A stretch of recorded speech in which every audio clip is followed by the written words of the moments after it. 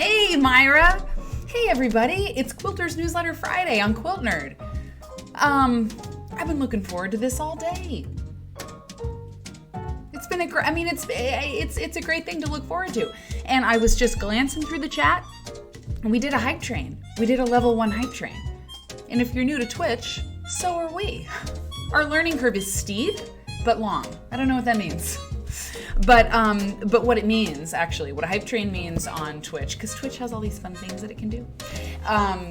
It means that people are, the show's got some hype around it. People are subscribing, they're cheering, they're using bits. If you stick around, you're gonna learn how to use all this stuff, and it's like a cool game that you're visible in, you know? Like you're part of it. This is a quilt history game. It's a quilt history casino. Not really, but there's fun stuff. And so when there's a hype train, it means that there's support for the show, and I really appreciate it. And I just want to start this show by saying, well, wait a minute. What I really need to do is start the show by asking if the sound is okay, and that's so important because I do tech check, but I can't always, I'm not you. So Paul Simon, hey, the other Mary Kate, hello, the other Mary Kate. Yes, you logged in and you heard the name of Paul Simon evoked. Paul Simon and quilts, I'm sure there's a connection. I'm sure because there's always a connection. Because quilts are about people. And people who need people are the luckiest people. People who have quilts are the luckiest people. That's what I think. I really do believe that. Anyway, so sound, okay, good. Thank you, Stephanie Cake. So yeah, I want to start this show by saying thank you to everybody who is here and everybody who's going to come here, and everybody who's been here. Thank you for subscribing to this show. It means a lot to me, and it helps make the show happen. I want to thank my mods: Robin's Nest, Raffle, Little Bird Stitch. No, Word and Bird Nerd. Oh, God help me. Anyway. It's Friday night, okay? It's been a very long day. I love you all, and I appreciate my mods. That's what I wanted to say. And there are others. Mods help. The moderators help in the chat in a number of ways. They help keep, the trolls at bay. But the thing is, I keep the show pretty tight in terms of, you have to have a, login, and you have to, I'm not sure if I still have that 2-factor authentication thing on, but it's a good thing. If you have to sort of work a little bit to get your Twitch thing set up, it's good because it helps keep the riffraff out. We want this to be a safe space, and it is a safe space. We don't get trolls too often. Y'all can probably count, on one-ish hands, honestly, how many times we've gotten gross, bots in the chat or some weirdo being like, do you know I can also set up a thing on my Twitch channel, and I'm gonna take a look at the chat and get to several things here in a second that have been brought up or said, but I want to say that on my settings for Twitch, I can make a list. Hey, Molly's here. Did I see Molly? Yeah. Good. I can make a list of words that are not allowed. And if you've ever seen George Carlin's routine, famous routine, it's those kinds of words. But I also I've also put it on the list of words that aren't allowed in my chat. Things that would be mean toward a quilting audience. I'm not gonna go through them, but just I don't know. I tried to anticipate, so that really helps. It helps keep things clean. But the moderators help a great deal because they help catch, the links that I mention or the things that I mention. They'll throw in links. I really appreciate that. They'll help out with tech stuff as far as they can. If somebody's like, hey, I'm not getting the chat, they might jump in and say, refresh your screen or maybe restart your computer, stuff like that. They're the IT help. So I appreciate you too. I appreciate you even if you just follow me. If you follow this channel, that's great because it means I might want to know when she goes live. I kind of dig this thing. This is kind of cool. And my subscribers, what can I say? I say thank you. Thank you for subscribing to this show. You know what my goal is? Hey, Lugosia 97. You know what? It's interesting, Lugosia 97. Thank you for following. We're going to be looking at a magazine from 1998 tonight. And it's really interesting. And I graduated high school in 97. So in 1998, I was a scared, depressed, new in town kid. So we're gonna go back to that time. Am I single? This is why I think like you're meant to be here. Because no, I'm married. Fabulous diamond ring. So no, I'm not single. But it was perfect that you came in at this time, because "Are you single" is not a phrase that's on like the naughty list. So you got through. But you heard me say how much I love my mods, and so maybe you were testing my love. You did a good job, because I love them even more now. Anyway, so but thank you for following the show. Anyway, so what was I saying? Yeah, the subscriptions. I don't know. Oh yeah, my goal is for this to be a full-time job and to have employees. So we're getting there. With every subscriber, it really helps. Baby, if you could spell "marry me," I might consider it, but you can't. So my mods are watching you, but they don't ban anybody. They don't throw anybody out unless things get crazy. You might get a little crazy if you can't spell the word "marry." It could be bad. Anyways, no, and don't feed the trolls. That's the number one thing. Ignore them and they go away. Like a bad cough. Just kidding. Don't ignore a bad cough. So anyway, let's talk. But yeah, I appreciate you. And if you don't subscribe, that seems a little loud. If you don't subscribe to the show, I hope you do. You can check out the subscription options on my About page on Twitch. Tier 1, Tier 2, Tier 3. It's a It. There's so much good stuff for you, and you can subscribe free with Amazon Prime. And the mods can kind of help you navigate that a little bit. So, speaking of subscriptions, I saw that 5Z gave a gift subscription out tonight. Yes, and Robin, you are next on my list. That highlighted chat, I see that. So that's next up. 5Z, thank you for giving a gift subscription to Quilt Wiser? I'm not sure, but if you got a gift subscription from 5Z, who I would marry if I could, then it's so cool, because you just got a subscription that gives you an ad-free viewing experience, and for 1 month you get to watch the show as a subscriber, so you have like fun emotes you can use and stuff like that. This show's about quilt history and quilt culture that happened mostly in the past and influences us today. We look at art, and we looked at the Civil War last time. That was intense. That was like, I don't know, it was intense. The soundboard's warming up. Your spicy puppets, it's so good to see you. Don't feed the trolls. Oh, look, okay. Lugosi is he's working the double entendre. You know what, he or she, I don't know, is I mean, let's see the growth. Let's see the growth that happens. Anyway, so Robin, I saw your note that the schedule says that my next show is on Sunday at 9 a.m. So I'm gonna see what's going on with that. I've got some help now with schedule stuff. Susanna's helping me out, but since she's in a different time zone, we're working that out. The good news is I have help with the schedule. The other news is that we gotta figure it out how to do it. Okay. Lugosi is. You know what, mods? If the little Lego man becomes a distraction, you can time him out. Feel free. So but don't do that. Lego, we want you to stay, but you just have to be good. You just don't be weird. Okay.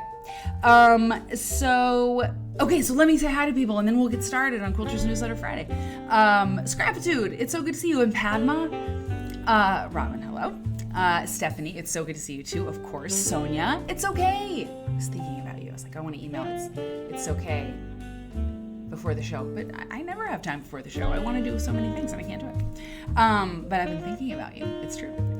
A nun maker's here. Happy Friday indeed. Kitty Hannah didn't realize there was a show tonight. She says, I'm at the park watching my son play. What a perfect evening. Girl, you're in the right place. Oh, you know what, Stephanie, so here's something. I think I talked to someone amazing about it. Because the schedule there's so much fun stuff happening, and we're going to talk about that. A calendar, right? A calendar might be good, because I've got a calendar going with our incredible quilt nerd intern and this new person of consequence who will be helping out too, and I will announce that soon. I just want to make sure. Anyway, yeah. Anyway, so, but like, you know, some sort of calendar that would be publicly accessible, you know, would be great, like a Google Calendar or something, so you can see what's going on. Because tomorrow night is movie night. Tomorrow night, Saturday night show is the Martha Stewart Fest. I know, our little Legos interested. Let's see if he can behave himself, then he can come. If he can, I can. Eat your coat. Eat your spicy puppets. It's the best name ever. Padma, hello. Padma and Eat Your Coat are close. Joyous Fibers, Tani, it's so good to see you. I'm so glad. I'm so glad you're here. Fee and Dor coming in with the music. Love it. Love to see it. We love to see it. Mother Nature. Stephanie Cake, raise your hand if you yell at your quilts in progress. I just yell at anything in progress. The microwave in progress, I yell at it. Good evening, Faith. It's so good to see you too. I'm saying hi to everybody tonight because it's Friday night.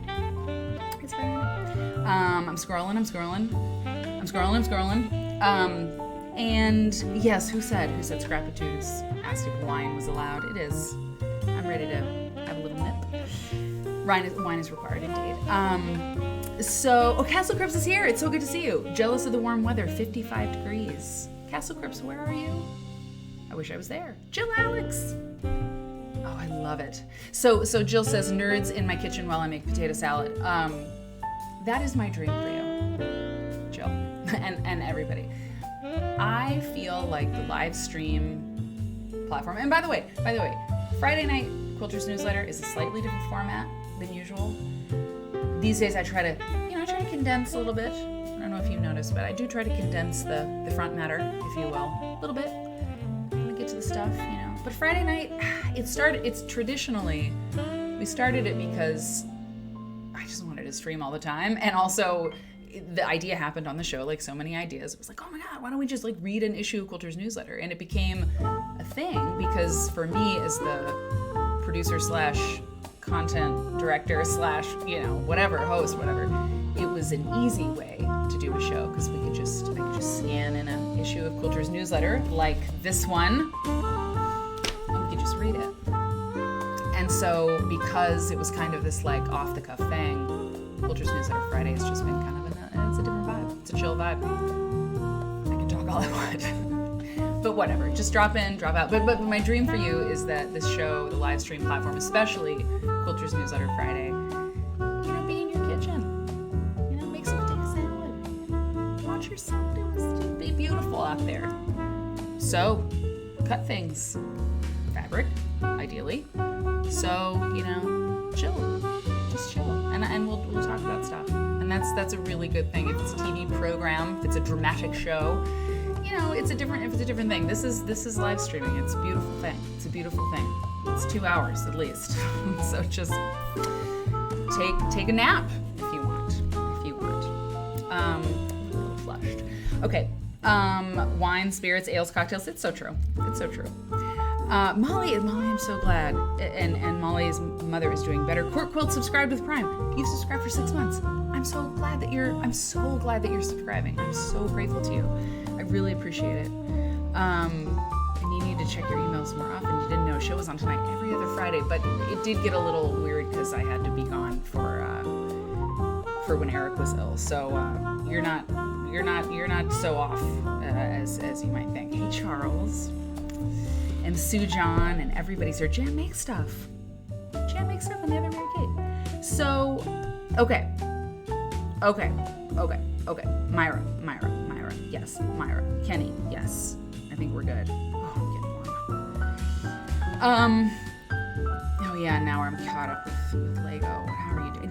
Dana, you're one of the announcements. Okay. Dana? Jan makes stuff. So did I say hi to you? Okay. If I missed you, I will get to you. Okay, Robin. Okay, yeah, and okay, I fixed the sound. Okay, good. Okay, thanks, Kay. Yeah, the sound is better. Okay, good. Dana did, hey Crosley, Dana did let's see, that's right.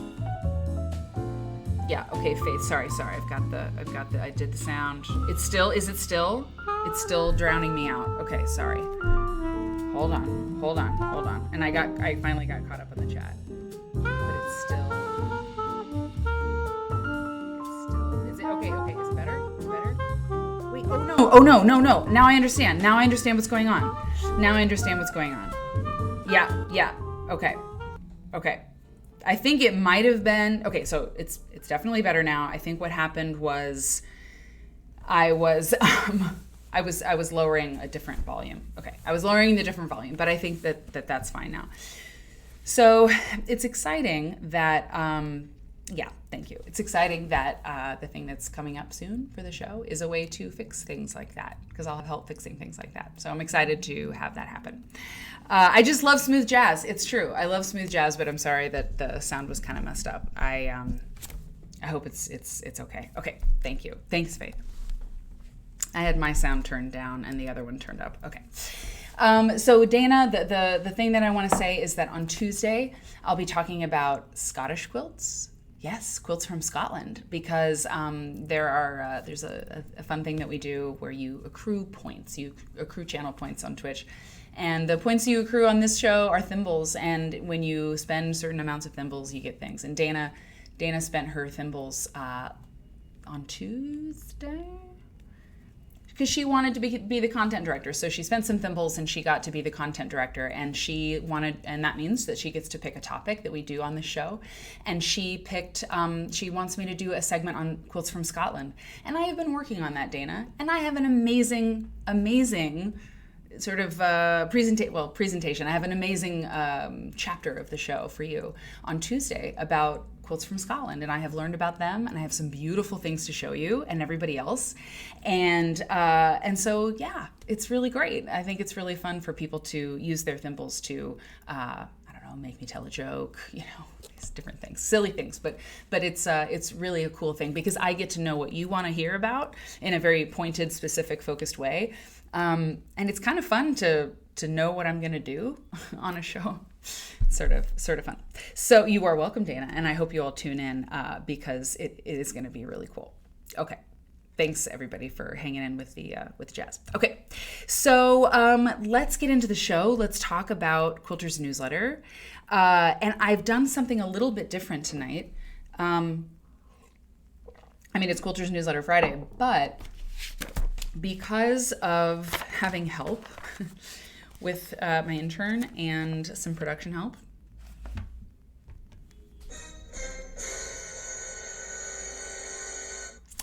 I'm able to have a little breathing room with content, and so I've supplemented Quilter's newsletter Friday. Not a lot, it's not crazy, but there are a couple things, you'll see. There are a couple things in this issue that are worth exploring a little bit more, just going a little bit into some of the things that come up. And so I had fun working on that, and I hope that you enjoy that as well. So we start every show with a different, yay Sonia, a different quilt behind me. So let's take a look at that. Let's get small. I'm gonna get small. Help, I'm small. And this quilt has to do with what I mean by this auxiliary content for Quilter's newsletter. And the reason we even read an issue of Quilter's newsletter every other Friday is because it's a great magazine. And we read an issue from the past because quilt magazines used to be a little bit different. There's good ones now, but kind of before the internet, really, I guess. That's part of the reason that they have changed. But there was just a different kind of format, a different vibe to magazines for quilt makers when you get back into the 20th century. And I realize, you guys, that's the cutoff, is that Quilter's newsletter Friday will only read issues that were published in the 20th century. So 1998, it's getting close, but anything after 2000, I feel like is new enough, is contemporary enough that we kind of know that era a little bit better, but you get back a little bit more and you might have either forgotten what was going on in the quilt world at that time, or you weren't around for it at that time. So I hope that you can get into this old magazine and learn a few things and just enjoy, what things used to be like and how it applies to us now. So what is this quilt? Well, I'm glad that you all like it so much. Okay, I liked it too. That is why I was thinking it was perfect. But there's another reason it's perfect. Okay. So this quilt is by, well, it's called Nite Shades, A Ceramicist's Vision of Human Rights by Celita de Cabezas. It was made in, say it with me, 1998. Hey! That's right. Oh my God, Myra said, let's go over quilty magazines. Girl, don't think I haven't thought about that. I got a couple quilty magazines right over there. Quilty magazine from Fons and Porter. I was the editor, creative director of that magazine. It would be fun. We'll do it someday. Maybe just on a regular episode. We'll see. But Nite Shades, A Ceramicist's Vision. Let me zoom in a little bit. A Ceramicist's Vision of Human Rights by Celita de Cabezas. Made in 1998. Made in San Jose, Costa Rica. It's 49 by 57 inches. It is at the Quilt Museum in Lincoln, the International Quilt Museum, part of the permanent collection there. And this is what the Quilt Museum says about it. Costa Rican Celita de Cabezas made her quilt for the 1998 contest and exhibition Expressions of Freedom, celebrating 50 years of the United Nations Universal Declaration of Human Rights. About the piece, she said, quote, I was inspired by the decorative style and color scheme of pre-Columbian vessels, since our ceramists were masters in art, in the art of incorporating in their work stylized daily scenes loaded with symbolism, unquote. So this was, to reiterate here, it was made for a contest, Expressions of Freedom, celebrating 50 years of the United Nations Universal Declaration of Human Rights. So, Celita de Cabezas, Costa Rican. And the reason that I picked it has to do with the issue of Quilter's Newsletter magazine that we're going to look at tonight. So, yeah. So there's a little teaser for you. It's beautiful. It's absolutely beautiful. And I can put her name. Let me throw this in there so you can look into her more if you want. Celita de... And I did look her up. And I found a show that mentioned her name. I love to get a little bit more. Like if there was another quilt that I could find fairly easily by Celita, for sure I would show it to you. Let me zoom in on these guys. These are amazing. But it was not easy. It was not ready. I mean, it was not available quickly enough for me to dive more into it. But of course, this person has made more quilts. But she comes up. She comes up in this magazine. So let's take a look at it. At 1998 Quilter's Newsletter. Here on Quilter's Newsletter Friday. Live from Chicago. All right. We'll talk about Quilt Nerds on Parade in a little bit. Okay? So, here we are. Hey, Pam Priest. Quilter's Newsletter. I love this quilt on the front, Pretty. So, this is January, February 1998. Number 299 of the magazine. Almost 300 issues of it. This was a new, I'm not sure, Mary Kate, the other Mary Kate in the chat, because I'm Mary Kate too, right? Mary Catherine. I think that's why the other Mary Kate named her screen name that at Twitch, but there's a lot of Mary Kates, Mary Kate. I may be like the sixth Mary Kate in your life. But Mary Kate was an editor at Quilter's Newsletter magazine. So I'm just saying we have people of consequence watching this show, okay? I can name them. They would be okay if I named them.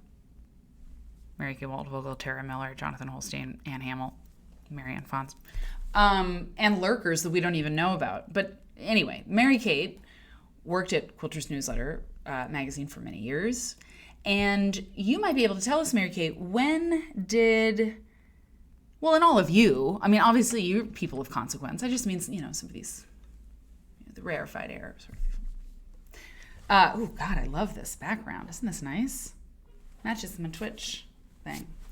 It's beautiful. So the masthead, the masthead of the magazine, the way the masthead looks, changed with Quilter's newsletter, many times because it was a magazine that was around for a very long time.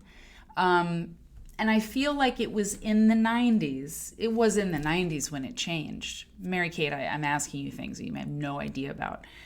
Yeah, Mary-Kate, you rang. I love it. Yeah, so the masthead changed for Quilter's newsletter. Like, there was like the original one, and then there was like the 1980s one. Hang on, I've got one here.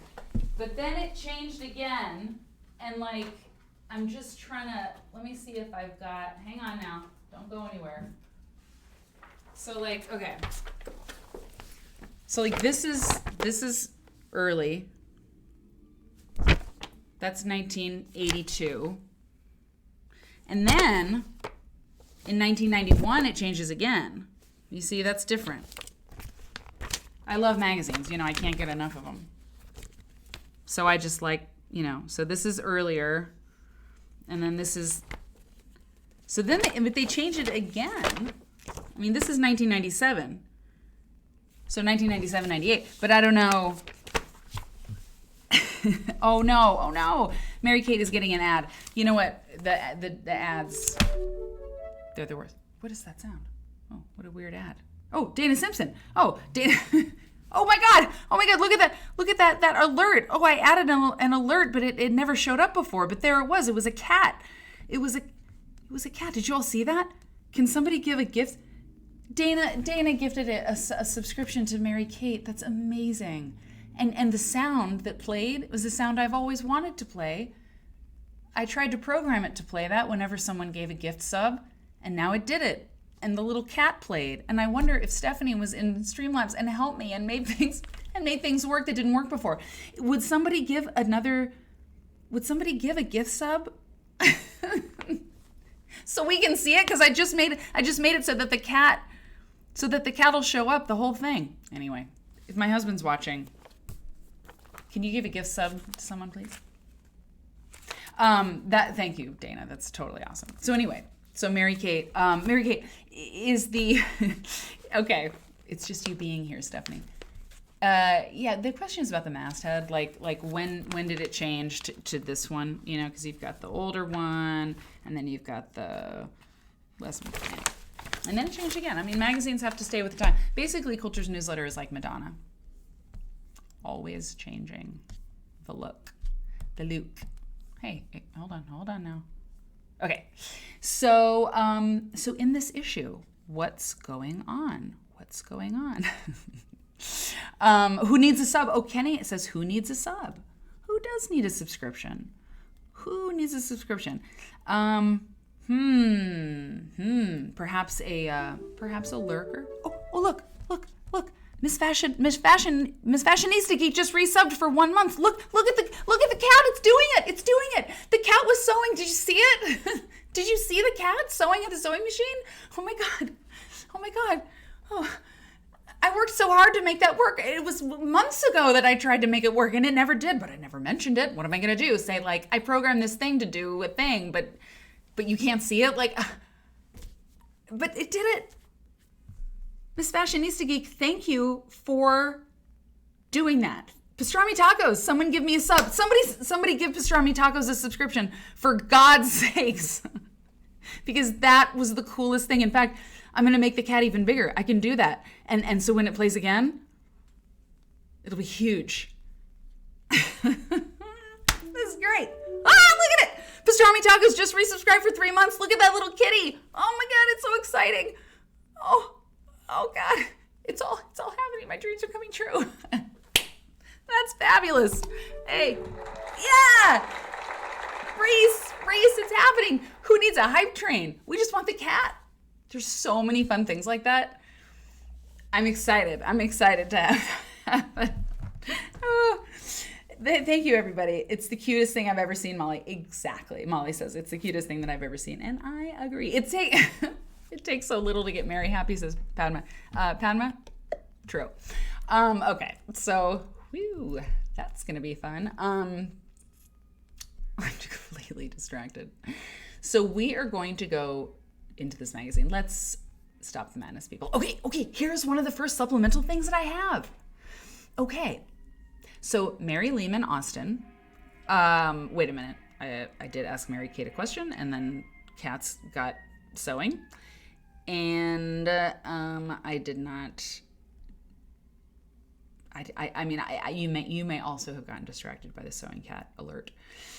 I love that cat too. God help me. So, okay, the other Mary Kate, yes. So in terms of Quilter's newsletter masthead, Mary Kate says, okay, so regarding the cover layout, the one from the 90s is the one that I know best. Always the full flat shot of the quilt, right? This guy, right? Later, circa 2010, 2011, after I'd stopped reading the magazine for a while, but was applying for a job there, great, which she got. I had a problem finding it on the newsstand because they'd changed the cover layout, and I was looking for the wrong thing when scanning all the quilt magazines that were still on the racks at Barnes & Noble at the time. Fascinating, because then they changed from the flat shot quilt to the style shot, the posed quilt, like this. Don't do any cats while I'm gone. Don't you dare.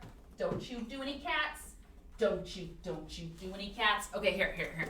Speaking of Quilty magazine, there. So that's a style shot, right? You know, flat shot, style shot, flat shot, style shot. Cat. No, just kidding. So yeah, that makes sense that it was harder to find. Okay. A floating quilt. That's interesting, Castle Crips. Very, very good. So, Padma, very good.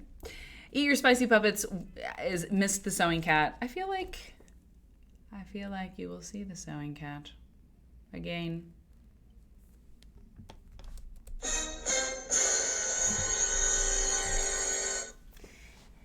So what you're seeing here, let me zoom in on this quilt over here. So Mary Lehman Austin is Bonnie Lehman's daughter, and Bonnie Lehman started Quilter's newsletter in 1969. And I'm gonna, well, okay, you can see this quilt behind the chat. So yeah, Bonnie Lehman started the magazine in 1969 at her kitchen table and grew it to an empire size, and then Mary Lehman is her daughter, who took over. Oh God, Wool and Pearls, you just resubscribed for 2 months, and when you just did, you get the kitty sewing. Thank you, Wool and Pearls. I really appreciate you, and you know that I appreciated you before because I always say it, and I mean it, and now I really mean it. I really mean it. Wow. Thank you for that. Okay. So the editor's letter was from Mary, her daughter. Oh my God. Eat Your Spicy Puppets just resubscribed for 1 month. Thank you, Eat Your Spicy Puppets. See, you get both things. So I wanted to mention the editor of this magazine because it's important. So here is an ad for the Anne Robinson collection, a celebration of timeless beauty. So this is a reproduction fabric line from RJR, the Tree of Life, it says, the Tree of Life. And so what I did was I was like, well, that seems like a pretty special quilt. So let me see if I can find that quilt. And indeed, I did. And so I have, I gotta flip that around. So I have that quilt for you. Look at that. How about that? I went and dug it up is what I did. Because I wanted to find the actual thing. Because if RJR in 1998 did a fabric line from this very fancy special quilt, then it must be a pretty big deal, right? And so where did I find it? I love a tab, so I left the tabs showing there. Oh dear. Oh yeah. Okay, so it's right here. It's right here. Yeah. Okay. It's from this book, The Art of the Needle, and this is 100 Masterpiece Quilts from the Shelburne Museum. This link will be live after the chat. Stephanie Cake, make a note that one thing that would be really great to have a producer help me with during the show would be to help with the links The affiliate links. I'm an Abe Books affiliate. And when you buy one of the many used books that I talk about on this show, like every single show, I get a commission that helps pay for one tab. This link will take you to Abe Books, so you can purchase this book if you wish, but it won't be live until the break, at least, because I have to actually make the link. But that is the link, quiltnerd.link/Shelburne. And it's a great. So who's been to the Shelburne? Who's been to the Shelburne Museum in Vermont? It's amazing. It's fabulous. Padma, did I miss a cat? Did I miss a cat? Did it not do it? Did it not do it? Did it do it while I was away getting that book? Oh my God. It did it. People would be freaking out if it didn't do it. Okay. Kitty Hannah, by the way, we are looking at 1998. Quilter's Newsletter, Jan-Feb 1998. Anyway, so this is the quilt, Anne Robinson. And by the way, if you're thinking like, wow, Quilter's Newsletter Friday, it's a marathon show, and now Mary's adding things. It is a marathon show, and that's how I like it. But I also, I took out just a few pages, like as I was scanning in. Don't worry. I mean, I'm an editor. Trust me. You know, there was a few pages that, I mean, like, I don't know, 3 or 4 spreads that just didn't have anything terribly compelling on them. So I edited a little bit. Don't be concerned. But, you know, I was like, well, I'd rather put in like this beautiful quilt for us to look at, the Anne Robinson coverlet from 18 whatever, than to look at a page with like another ad for a quilting frame. You know what I'm saying? If you've been watching Quilter's Newsletter Friday for a while, I think you know what I mean. So, eat your coat. You're very funny. So this is the the quilt, and I'm going to read you what it says about it. And maybe we will certainly understand why the Shelburne, or why RJR Fabrics would want to do a fabric line on it. Where are you? Yeah, you'd think I had to leave the tab on, but it's all right. It's fine. Okay, well, we're going to read it off the page then, because it's on here. It didn't do the cat. Really? Padma, that's for you? Like, it didn't do it for you? Really? Oh, I know. I can go to the page. It's page 26. Okay, great. We'll figure it out. I can do that. I can figure that out. Hold on. No, that's not it. Oh, stop. Okay, I could test it. Okay, so here we go. Let's read about this quilt. Oh yeah, and here I've got this wonderful detail shot too. This is really nice. Padma gifted a sub. Padma, thank you for gifting a sub. It didn't do it. Thread is. Okay. I'll figure it out. I will figure it out. Okay? I will figure it out. All right. Just hang in there. Just be patient. I will figure this out. Okay.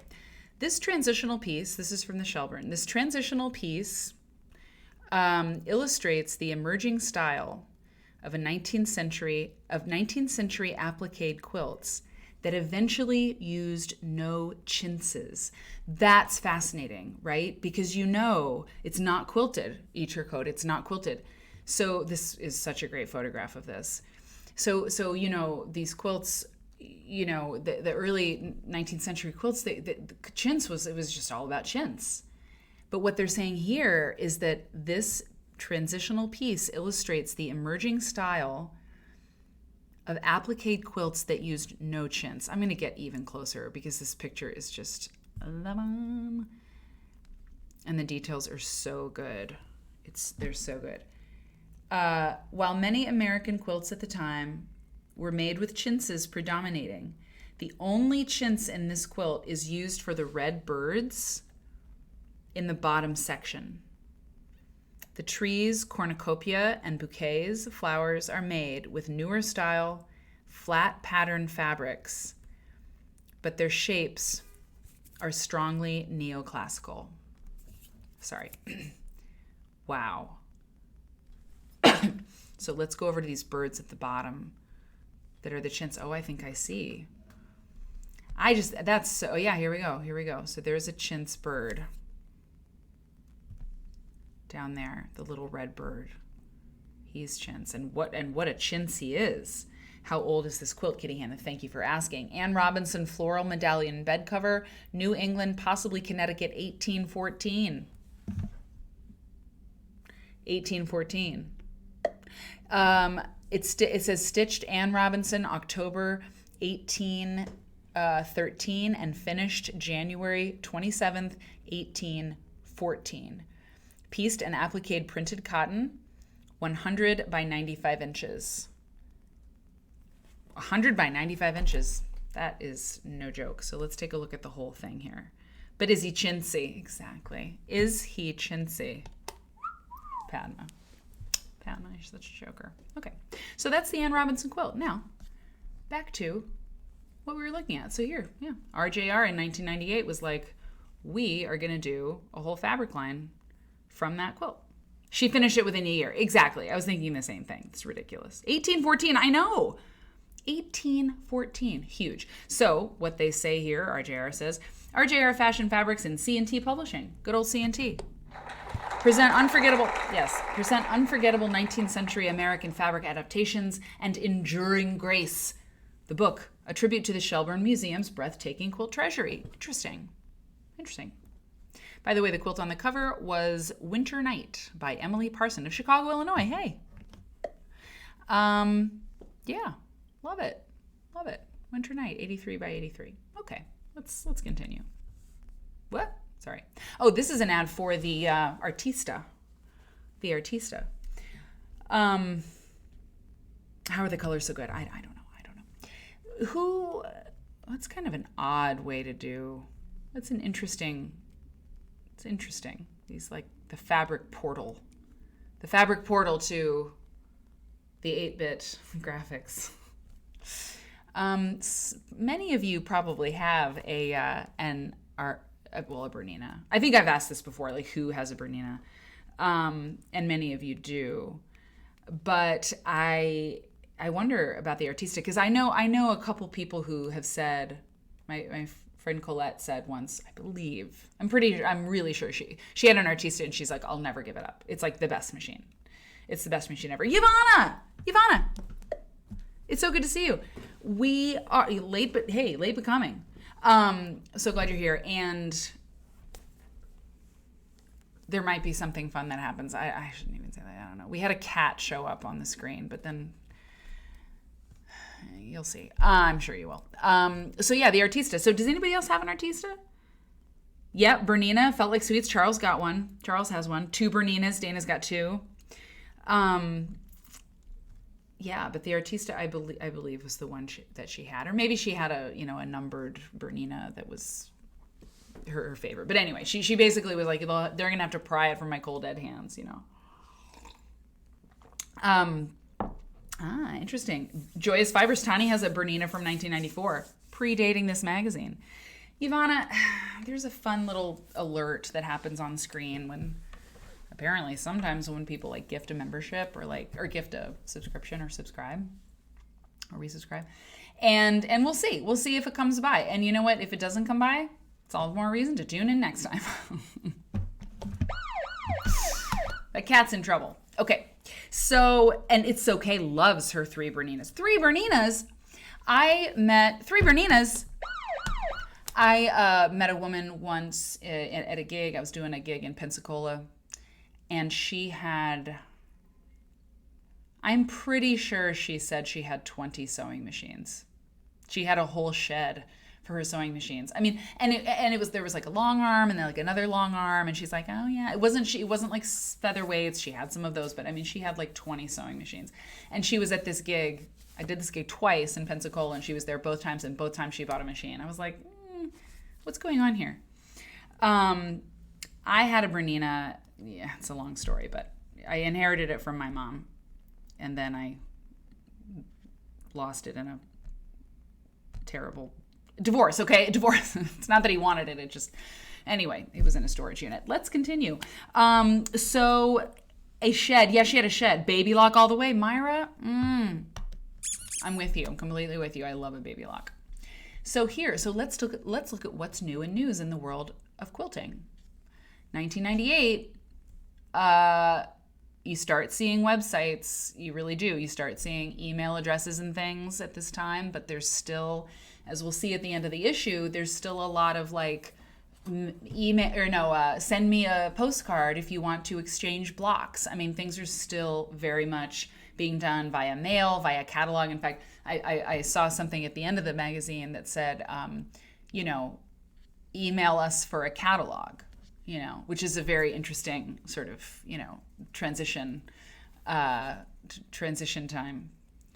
So I'm in this co-working space and this guy just walked by with his bike helmet on and his bike. He's clearly leaving. And I have a Twitch sweatshirt on and I'm against a green screen. And he looked at me, he was literally like this as he walked by. He was like,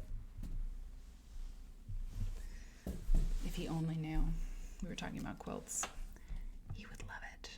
He would love it. Okay.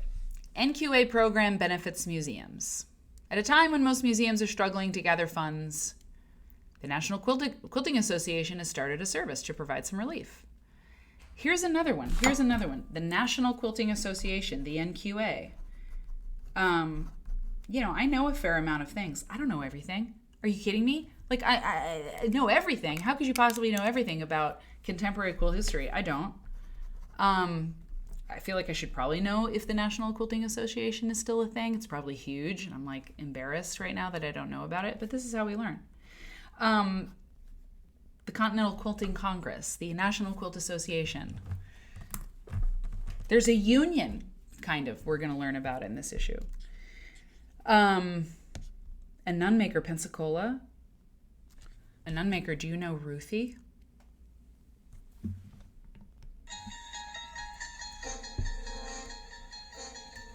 I'll bet you do. Read paragraph 4. Okay. So they're raising money. The Camarillo Quilters Association. So the National Quilting Association, the Assist Your Local Museum program, I love that, is uncovering many ways to offer support to help quilt museums. Oh my God, this is amazing. Individuals or groups can sponsor a quilt purchase. Ooh, this is very sexy. This is very hot. I like this. This is a good idea. Generate publicity. This is awesome. Add to a museum's collections. Assist Your Local Museum program, the AYLM. Here's how ways people are helping. Wait a minute. You said, at a behind-the-scenes tour of Strathern Historical Park in Simi Valley, California, a visitor discovered that 75 quilts were being kept in plastic bags at the Ronald Reagan Presidential Library. Quilter Elsie Bustamante came to the rescue and asked the library's curator if her guild could make 100% cotton cases for the quilts. Hell yeah. That's amazing. Ruthie owns a baby lock dealership in Pensacola. I could tell stories. It's a very interesting time. Very interesting times, yeah. Not bad, just really an interesting experience going down there 2 years in a row. So see me, man. What can I tell you? The other Mary Kate knows. 6 machines. Kitty has 6. I had several sewing machines at one time. I think I had 3. Yeah, 3, yeah. So that's interesting. Okay, so that was interesting. The support your local quilt museum thing. That's really neat. This is cool. Saved for the people of Pennsylvania. Longtime quilters, Lucinda, Lorraine, Denise, offered to research and document 200 quilts in the State Museum of Pennsylvania. The friends of the museum paid for hotel expenses, but the 3 women paid for everything else out of pocket. We tried to document 20 quilts a day. The result is a book entitled Saved for the People of Pennsylvania, Quilts from the State Museum of Pennsylvania, which showcases 40 quilts in the collection. Okay, but the most exciting piece on this page to me was this. Quilters call for aid to South Dakota reservation. Okay, first of all, let's take a look at this quilt. Very nice, very nice. Aunt Beryl's Garden. Okay, Amy Chamberlain. I feel like I know that name. This quilt won the viewer's choice at the Pennsylvania National Quilt Extravaganza. If you start a quilt show, use the word extravaganza in it. That guy just walked by again. He did that to us, not us to him. Quilter's Call for Aid to South Dakota Reservation. Straight to the Heart was formed by Ann Rogers. I know, right? Castle Groves. Ann Rogers of East Peterborough. Oh, wait. I forgot that I do something where you don't have to look at the text. You can look at pictures, and I can read. Sorry. Yeah, let's take a look at this quilt. It doesn't have to do with this story, but it's pretty fascinating, isn't it? So Anne and of Pennsylvania started straight to the heart to deliver much-needed supplies to the Pine Ridge Reservation in South Dakota. The southwest corner of the state is home to more than 25,000 Lakota Native Americans, half of them under 16 years of age. Half of them under 16 years of age. Quote, with an unemployment rate of 87% and the lowest per capita income in America, the need is great, Ann says. Donations of quilts, unfinished projects, quilting and sewing notions, and fabric, especially solid colors, would be greatly appreciated, as would food, clothing, toys, and household items. So, and then they tell you how to do it, how to send. Okay, so I'm like, does that still exist? Does that program still exist? What's the deal? What's the deal with that? Okay, so I checked it out, and here's what I found. The answer is not that group, okay? But this is from the ABC Coda Territory News affiliate, and I'm going to play you a little video. So this is from, okay, so check this out. So quilters stitching together on new business on Pine Ridge Reservation, and this is from 2018. Okay, Raffle Waffle. Hey, Raffle Waffle, popping in to say hi. Have an inside picnic at the house. We just bought tacos. Hell yeah. I hope you have some margaritas. This is what my sister and I do whenever we have margaritas. We do margaritas. So 2018. So there's this little video that I want to watch because this is about the Pine Ridge Reservation and quilt making that's happening there. Okay, you ready? Hopefully. Hi there. We're Foxtrot. Sorry, we have to listen to an ad. Foxtrot is a Chicago business. Felt like sweets. Charles. Oh, I've got it muted because I muted the ad. Charles found it, the dissolution of the National Quilt Association. Good to know. Thank you. A new business is coming to life on the Pine Ridge Reservation, and it's springing literally and figuratively from the fabric of Lakota life. Stuart Huntington went out to Kyle for a sneak peek at a new quilting cooperative. Gotta get my wine. We have a really good crew here. The Uwinja Quilting Cooperative is a beehive of activity. The quilters are busy preparing star quilts for their grand opening next month. I have some really amazing quilters, ones who are very seasoned in doing this for a long time. They put their heart and soul into it. It's done! It's a bunch of unchis, and in Lakota, unchis are grandma, right? Unchi means grandma. And all these unchis come together, and they're making star quilts. With startup capital from the Lift Economy and Thunder Valley Development Corp., the Unchis are looking to build a business with deep roots in their Lakota culture that used to use buffalo hides to mark all manner of important moments. We no longer had access to the buffaloes like we did in the turn of the century. We replaced it with a star quilt, and now the star quilt holds big significance with honorings and memorials and birthdays, celebrations all across the board. The quilters aim to sell their quilts at their storefront outside Kyle and offer them online as well. They also aim to celebrate traditions.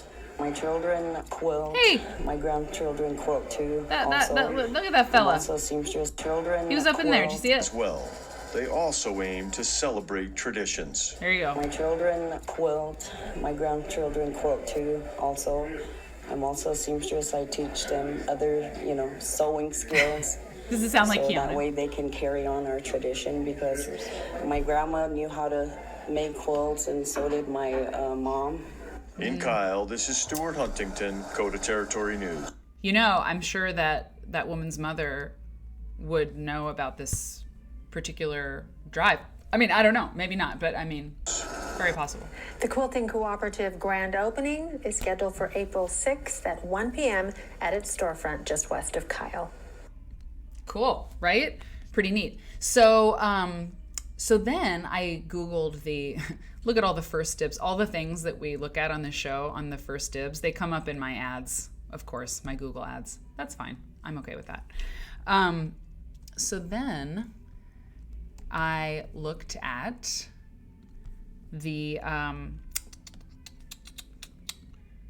I looked to see if the company was still there, right? And the answer is sort of. So here's the Quilting Cooperative. Hang on, let me get you back here. Here's the website for this Quilting Cooperative. I love their logo. Their logo is beautiful. It's one of the best quilt company logos I've ever seen, to be honest. And so they're there, but the shop has closed permanently. When I looked up the shop just Googled it, it's closed. But the shop online still appears to be here. And so they have quilts for sale. And they're creating and selling handcrafted Lakota star quilts. You can see that their sign. So there's the market, and they have their designs. And let's see what the slideshow has for us. Beautiful, love it. Oh yeah, very nice. To clean my mother would be like, Mary, you need to clean the lint off your sewing machine. Yes, mother. Oh, Mother Nature, I have news. I have news about the logo. The news about our logo. Well, I'll tell you. We're doing a plan B. We're doing an option 2. I'll tell you about it. I'm gonna finish this part and then we'll talk. Yeah, really cool. So you can still buy these on the website, it seems, and I will show you what that looks like, and then we'll move on. But I wanted to investigate to see if what we saw in Quilter's newsletter from so long ago was still around. And like I said, the answer is kind of sort of. So you can purchase quilts. There's not a bunch of them on the site, but there are some, and I think they're pretty great. And they are not expensive in terms of, you can custom order one. Look at this. You can custom order a Lakota Lone Star quilt for $200. Okay. This is $75, the Pink Raider Star Quilt, which is awesome. It's great. Especially, if you're a Raiders fan, it's really great. But look at this one. This one's really great. Sorry, this is wonderful. Oglala Sioux Tribal Flag Star Quilt. I love this pattern. This pattern is really, really cool. So it's $100, and it's a great cause. So it's 42 by 42. So it's not full size, but this is a really neat one too. The Minion Star Quilt. This is 50 by 50. But you could commission a quilt for $200. I know they're not charging enough. I know they're not. But you could commission one, and if it was a larger size, oh, I get it. Minions, look at their Minion. It's Minion fabric. I've never seen that movie, but I know people really like it. They used it perfectly. The novelty print looks really cool. Commission a quilt. And what I was going to say is if you don't particularly need a quilt, in your life right now, if you've got a lot of them, you could kind of do like a double dip kind of charity thing. Like if you bought a quilt from these folks and then you donated the quilt to charity, double happiness, So that could be cool. So that is this website. I just closed it. Could one of my mods do that for me? I just closed it. Let me see. Lakota Star Quilts, Pine Ridge Reservation. If you looked that up, I think you'd find them. I forgot the name of the collective, but yeah. Okay. So back to where you were. I don't have too many little forays off of the magazine, I promise, but those were some ones I thought were pretty fun. That chintz, or that old quilt, and then the Pine Ridge Reservation folks. Okay. Yeah, and look, and here's another fellow at a long arm machine. Well, we just saw another fellow at a long arm machine. How interesting. Whoa. Very interesting. Hang on. Where are you? Why are you? Give me liberty here. Okay. All right. That's fine. I understand. Sometimes you need my help. All right. That's okay. Yeah, that guy up there, John Flynn. Does that name sound familiar? Because it sounds a little bit familiar to me. John Flynn. Is he a quilt person of consequence? Do we know that name? Because John Flynn's versatile new frame system, machine or hand quilt with no basting, with third rail. Third rail? Kind of weird. Hang on, let me. Sorry. I think I know why that's doing that. John Flynn. Do you know him? Oh yeah, sells frames. Everybody knows. Everybody is very aware of the John Flynn frame. Okay, hang on. I don't know why. Sorry, I'm just trying to figure out why I can't zoom in right now. Okay, that's fine. Let me do this. Let me just do this. It's Quilter's Newsletter Friday, remember? Quilter's Newsletter Friday. Everything is okay. Everything is okay. Did you know that? Everything's okay? Everything's okay. It's okay. So what's the deal with these frames? Flynn, okay, Charles put it in the chat. FlynnQuilt.com. What's the special thing? What is it about it that's okay, he was one of the first men to appear on Alex Anderson's show. Interesting.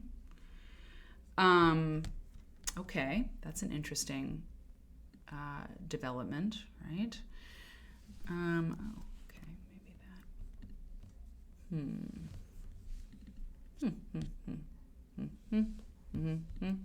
Oh yeah, and I have to show you this too. Hang on. Oh, I know. Here. Okay, great. I'm not able to zoom in, you guys. Let me just see what's going on here. Huh. Show inspector. Okay. Talk amongst yourselves. Everything's fine. I just have to figure out how to. I don't know. I mean, I was doing it before. It just got a little weird. Yeah. Okay. I am going to fix this, and I'm also really hot. So I'm gonna fix this really quick. So take 5 seconds, just a few minutes. Just take one little quick break, and I will be back. And we're gonna talk about. Oh, okay. And Mary Kate says, "Well, see, this is a good reason for us to take a break, so I can make sure my functionality is good." The other Mary Kate says, "Mary, I really love you take the time to look closely at the ads. They're truly a wealth of information about trends. I remember once I volunteered to write a blog post about templates, thinking I could go through back issues and I'd find the info I needed in the articles. Wrong. It wasn't until I went through them again and looked at the ads that I got what I needed. So informative for quilt history." That's amazing. I'm so glad truly, I'm so glad you said that, because that's actually what I found in Quilter's Newsletter Friday. It really is kind of the most interesting part, isn't it? The ads. It really is. And I think you saying that kind of like solidifies that. Because it's in there, like we do see things about people in the articles, of course, but you see at like there's an ad for a Doreen Speckman like cruise or something, or a trip, and yeah, that's really the history part. Thank you for saying that. I think that you're right, and that's really interesting. And there's lots about John Flynn here, and there's no article about John Flynn. There's an ad, right? So okay, very cool. Okay, I'll be right back because I want to zoom in on Flynn. That's what I want to do. So I'll be right back, you guys. Take 2 seconds. Thank you.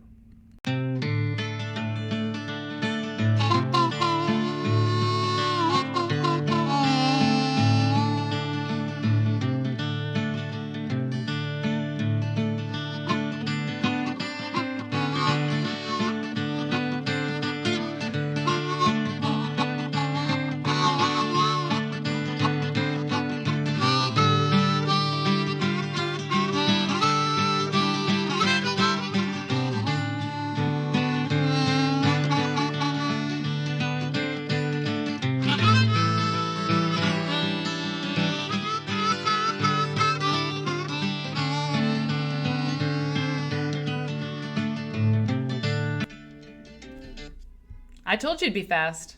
I told you it would be fast, and it was. Because, we might need an actual break, And then you'd be like, what is this show? It's just breaks. It would not be good. It would not be good. Cheers, by the way. I think it's time for this. Cheers. Oh, look, I'm in the frame. Help, I'm in the frame. We're not doing a pocket tonight. We're not doing a pocket. Do you see me eyeing his pocket? I want to get in that pocket. But no, so John Flynn. Okay. Molly's making sashiko kitchen towels. Hanafuken for gifts for your daughter's teachers. That's so great. Sashiko kitchen towels. That's a good idea. It's a good idea. Oh, Castle Crips is asking. That's awesome. Okay.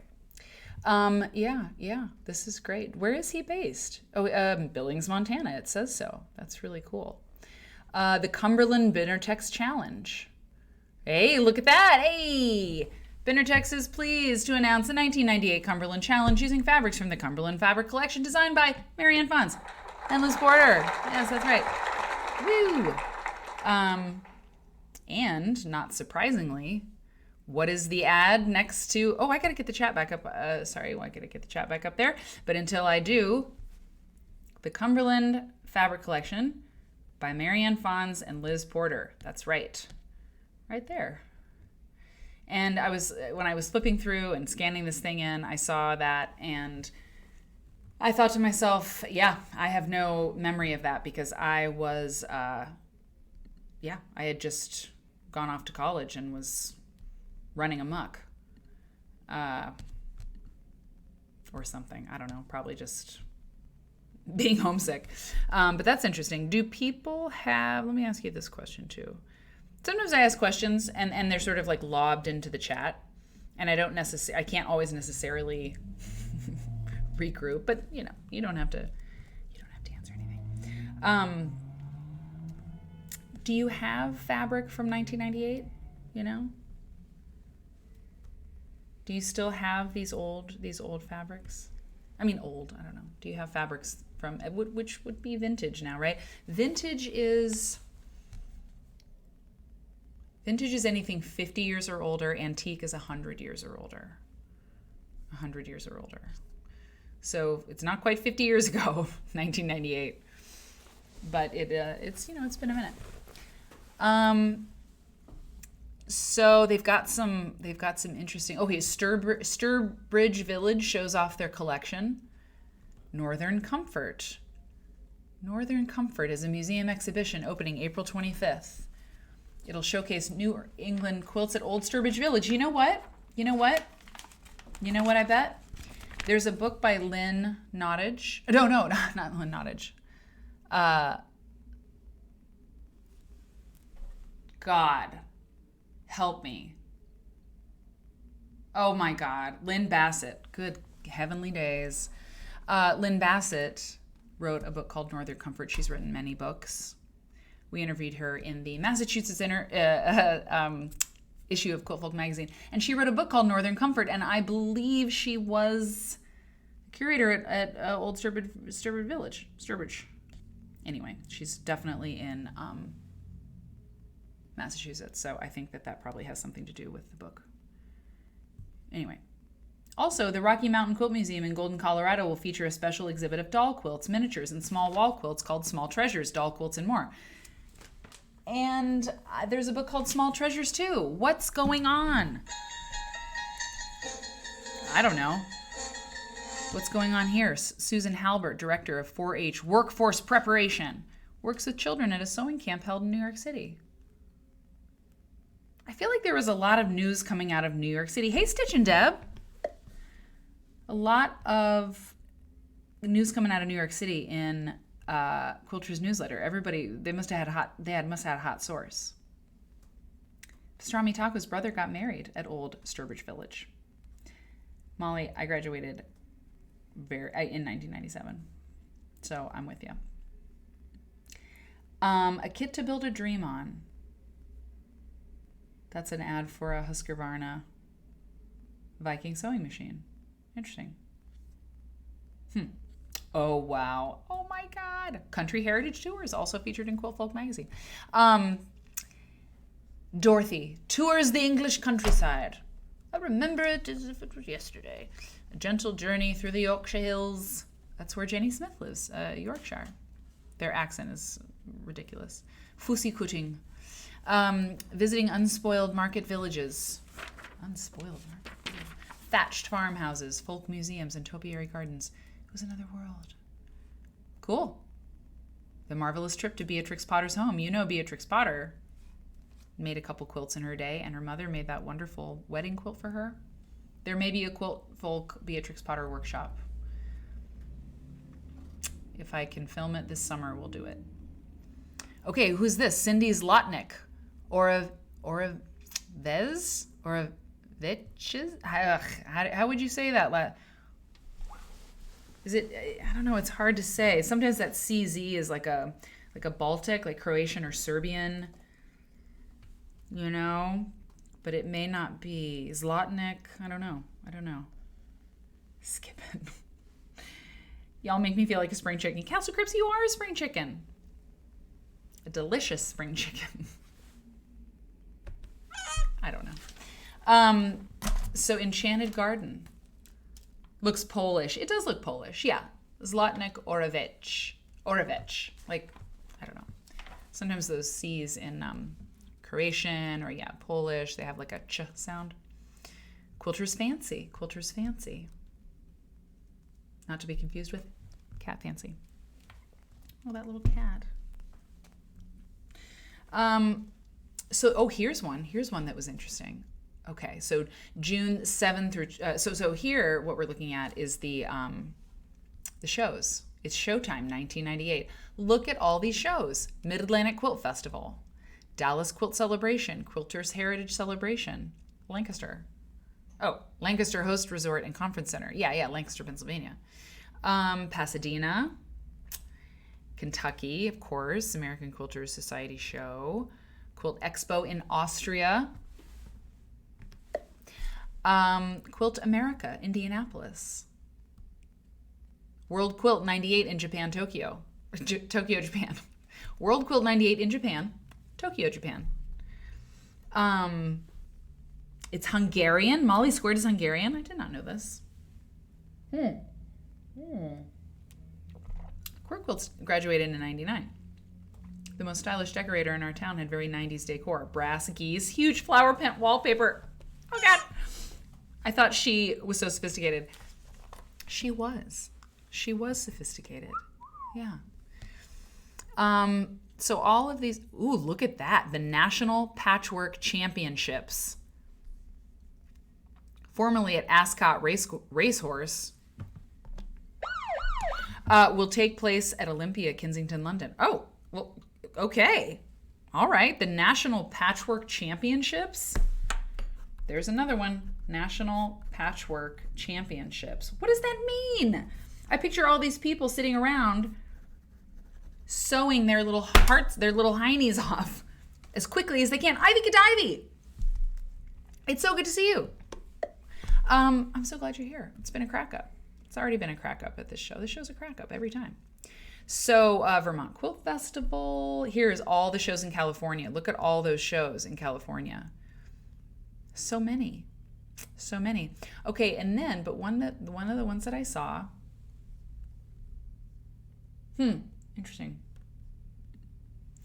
Was in Illinois. Excuse me.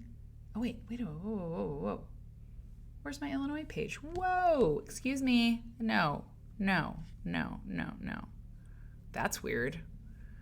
Well, did not intend to leave that out. Well, anyway, there was an Illinois show that was in Lockport, I believe, and it was a Bertha Stange show. You know Bertha Stange, the amazing quilter with the somewhat unfortunate last name. One of the finest, the finest craftswomen in the quilting game, I would say. Certainly in the 20th century. Amazing quilts, extraordinary.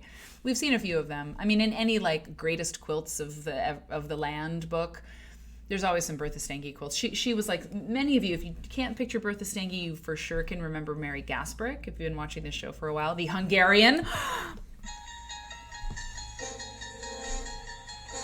the Hungarian master quilter from Chicago. Chicago! And Bertha Stange was from Chicago. Enough. Anyway, Bertha Stange was very talented. So when in 1998 in Lockport, Mississippi, Mississippi, in Lockport, Chicago, I believe that was the town, there was a whole Bertha Stange show. And I went to newspapers.com, because I work for you, people. I went to newspapers.com to look up a review for it, and I entered in the exact date of a Chicago Tribune article I found about it to see if there were pictures of the quilts. I found the article online. I went to newspapers.com. Nothing. Couldn't find the actual clipping. I like a clipping. I like a tab. I like a clipping. Okay, ooh, look at this. So this is an ad for, if you just tuned in, we're reading a 1998 issue of Quilter's newsletter, because obviously, what else do you want to do? Quilter's tested, sewer approved. Oh, guaranteed. Here's something I wanted to ask you. So this is an ad for books. For books from Lehman Publications, so the publishing company that publishes this magazine. So here are ads. So by the way, since the 1969 publication of the first magazine for quilters, Quilter's Newsletter magazine, quilt makers around the world have been turning to Lehman Publications for quality patterns and information. We're leaders in the field of quilt publishing for one simple reason. We care about quilts. We know what you look for in a project. It's the same things we look for ourselves. Before any Lehman publication pattern is printed, it is developed, tested, sewn, checked, double-checked, and checked once again. Any pattern you choose from us will be easy to follow, accurate, and of course beautiful. We guarantee it. We guarantee it. Okay, so here's my question. Potpourri. Potpourri is too musty to be enjoyable. Where's potpourri? I missed it. I missed potpourri. Where's potpourri? Is there a quilt called potpourri on this page? What's going on? All I know is that this baby is criminally cute, and I want to know more about First Aid for Family Quilts. Nancy O'Brien Puentes. Do you know who Nancy O'Brien Puentes is? Nancy O'Brien Puentes is the cousin of Carrie Bresenhan, who started the International Quilt Festival and Market in Houston, Texas. Nancy is her cousin, but they were raised as sisters. Very interesting. And they've done Quilt Market and Quilt Festival together forever. I mean, I think Carrie actually started it, but Nancy's been there from the beginning. But I still don't know what this potpourri business is. And here was my question. It's up at the top here. I have to ask you a question about spelling. If anybody would want to talk about spelling, it would be you. Quilter tested, sewer approved. I guess it's a question about terms. I have abandoned sewer. I don't think I need to say why, when you look at this word, it does not appeal. Sewer. Quilter tested sewer. I know, of course you know it's sewer in context. Okay, good. No one knows how potpourri came up. I'm glad. I just didn't want to miss anything. So, I don't know. I think I use sewist now. Sewist, just like I say quilt maker once known or artist once known. I made the switch to sewist, and I can't go back. I ain't going back. Yeah, I dislike it. Robin's Nest hates it too. Or no, you didn't say hate. You said highly dislike. I agree.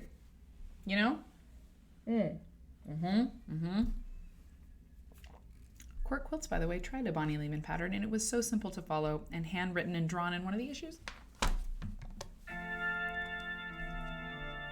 Yeah, I'm glad you're feeling me on sewer. Yeah, you use sewist. Yeah, icky word, right, Tani? No. This is pretty. This is very pretty. I love a quilt on a black ground. I love a solid black ground. This looks like it could be a wool quilt with those birds up there, those little bluebirds. My mom did a show on Love of Quilting television program, and it was called Bluebirds of Happiness, and it was like a wool applique, like penny wool thing. and she hated the project so much, and she had to try it like several different times to get it ready for the show. And she called it the Bluebirds of Unhappiness. And I always remembered that. Because she was like, I hate this thing. This Bluebirds of Happiness. More like Bluebirds of Unhappiness.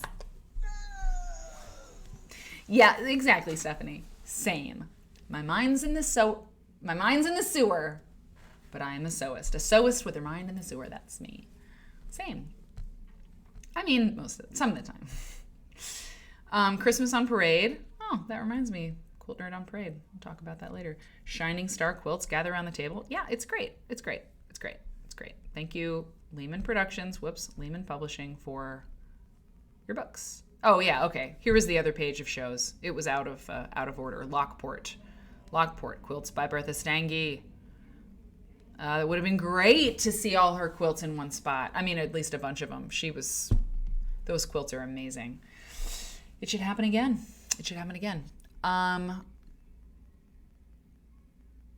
I love an ad for a company called Piece O Cake Designs, and they have cake in their ad, obviously. Prairie Susie subscribed with Prime. They've been subscribed for 6 months. Where's the cat?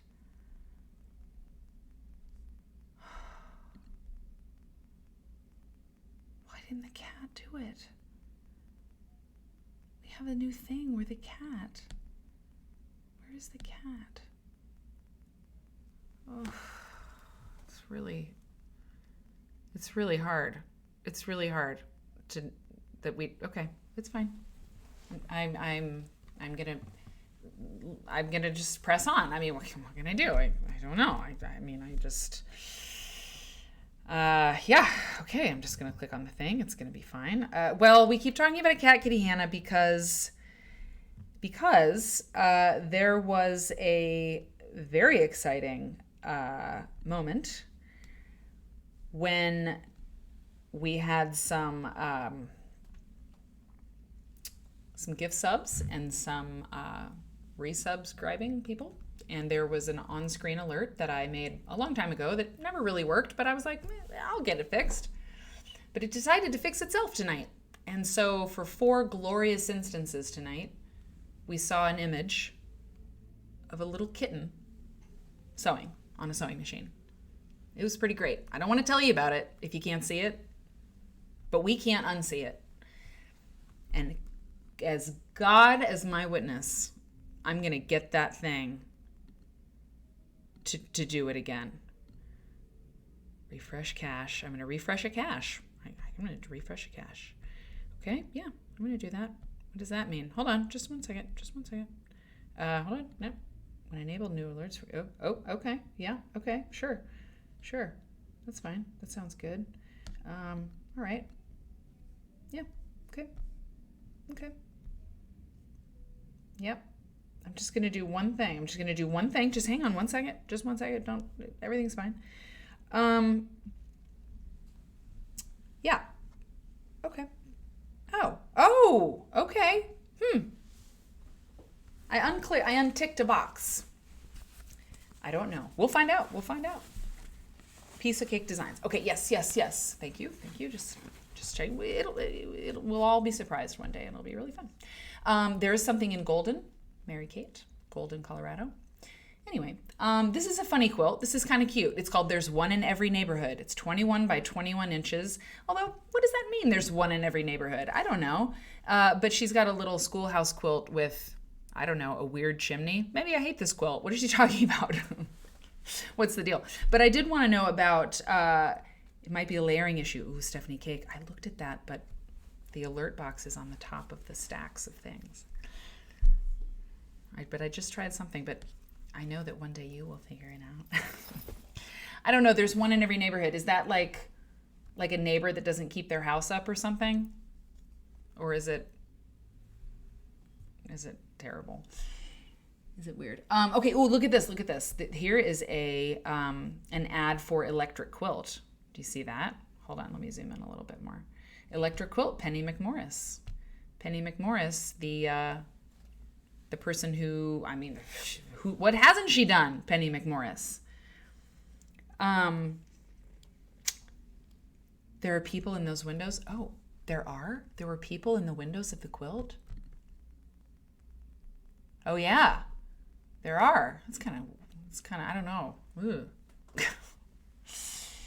What does it mean? Oh yeah, I was going to ask you about the Rocky Mountain Quilt Museum in Golden. Who has been there? Who has been there? Oh, Eatricoat, thank you so much. Thank you for subscribing with Prime. Oh yeah, so see, that popped up, but the cat wasn't there. It popped up, but the cat wasn't there. Eatricoat, thank you so much for subscribing, and I appreciate you and all my subscribers so much. And those fun things, those fun things, add to the fun. You know, fun things add to the fun. It's funny how that works.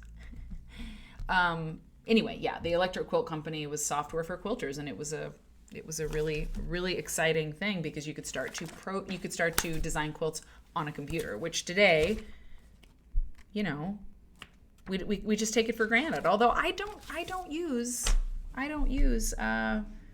computers to design things. Yeah, the horror films. I mean, I don't use. I've never used a computer to design a quilt. Anyway, for gifted subs, it's possible, Charles, or resubscribing. No, I don't think so. I don't know. Yeah. Do you? I mean, I don't know. I've never used a computer to create a quilt, but I know a lot of people do, and fabric designers use, you know, things like that. So that was Penny McMorris. So here is why. Okay. Wait a minute. There.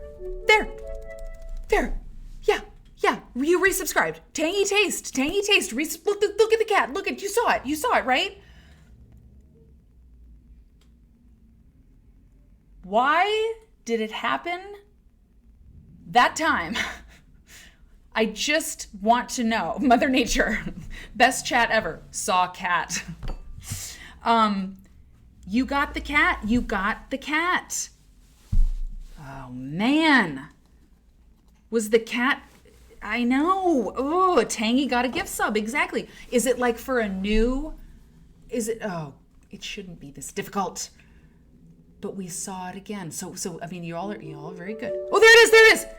Faith Quilts is gifting a sub to Quilt Kindness. It got it from a nap. So maybe it's this. Maybe if you gift a sub to somebody who's never had a subscription before, it does it. It goes with the gift. It's a gift sub, but somebody else gave a gift sub and it didn't do it. So what if it's a gift sub to somebody who's never had? I don't know. You know what I guess everybody better do? It's just, if you want to see the cat. If you want to see that cat, look, let me tell you something.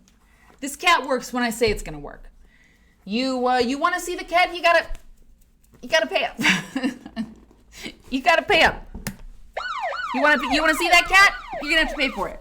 There are no cat showings around here for free, people. Listen, if I could play it, I'd play it. Okay, so here's the thing. My sword, that's right. That's how I feel about Streamlabs right now. For not playing that cat every single time.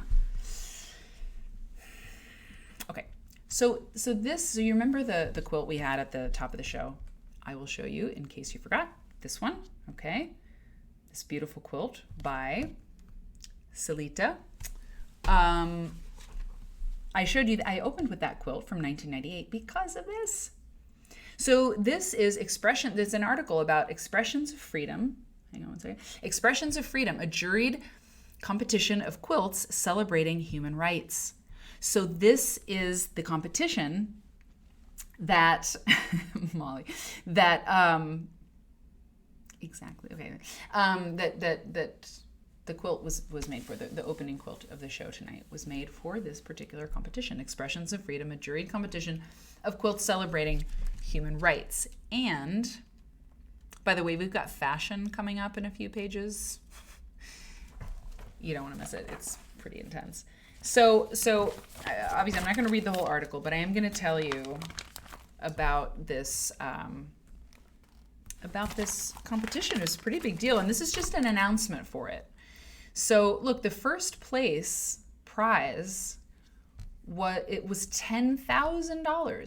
$10,000. $10,000, first place.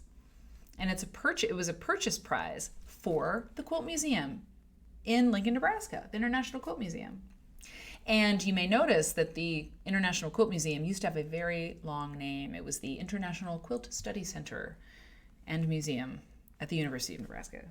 And a few years ago, see you, Dana. Catch the rest on the replay. To all my replay Voyagers. Thanks for watching, by the way. And Dana, we'll see you on Tuesday for the Scottish quilts. I'm not going to do a Scottish accent. The International Quilt Museum. So it was a purchase prize, which means, as many of you know, if you win a quilt competition and it's a purchase prize, you get $10,000, and then they've purchased the quilt to keep in the museum collection or in the collection. So this is a pretty big competition. I mean, $10,000 is pretty good. So more than 30,000 prizes will be awarded. So this ad in this 1998 issue of Quilter's newsletter is all about this contest. And look, there's the freedom just above my head here, the free expressions of freedom entry form. So this was not online. You did not enter online. You did not, use an app. In today's money, it's $8 billion, basically. And what it says here is that it's a celebration of the 50th anniversary of the Universal Declaration of Human Rights. The Robert and Artis James Foundation, they talk about, Robert and Artis James, who founded the Quilt Museum and Quilter's Newsletter magazine. And they talk about how the United Nations was formed in 1945. And then the quilt that we saw,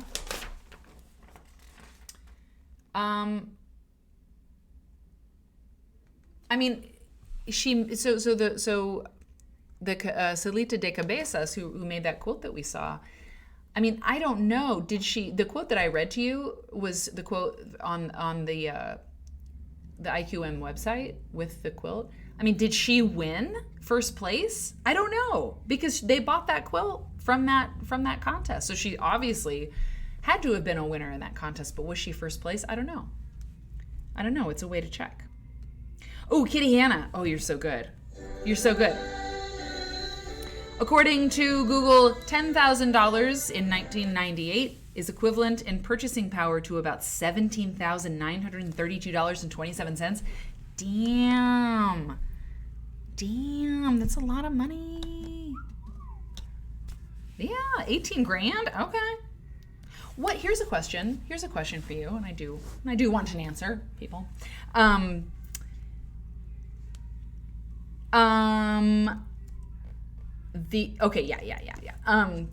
What's the biggest prize right now? Oh, I have news, by the way. What's the biggest prize for a quilt competition right now? Is it Paducah? Probably, right? But what's best in show at QuiltCon? Oh, look at this. This is sexy.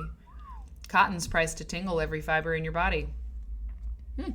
Really? That's right. I don't know. None of these fabrics are making me tingle. I don't know. I mean, am I feeling any of these? Are you? Okay, the flannels, sure. Spring plaids. Oh, they're not flannels. They're plaids. Scotland, Dana.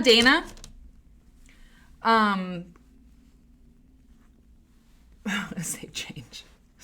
An increase of 80%. That's wild. You do love this shade of green. Hang on. People like the plaids. I like the plaids. Almost like a tartan plaid.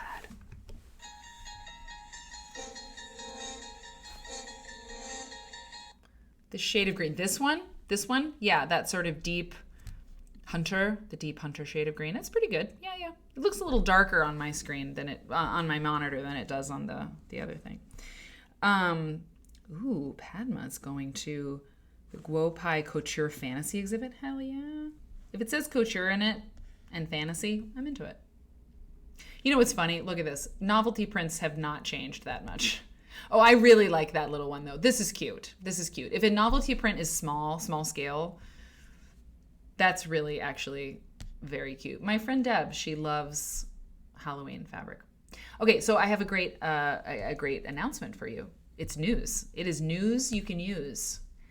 Eric and I have been looking for a different office space.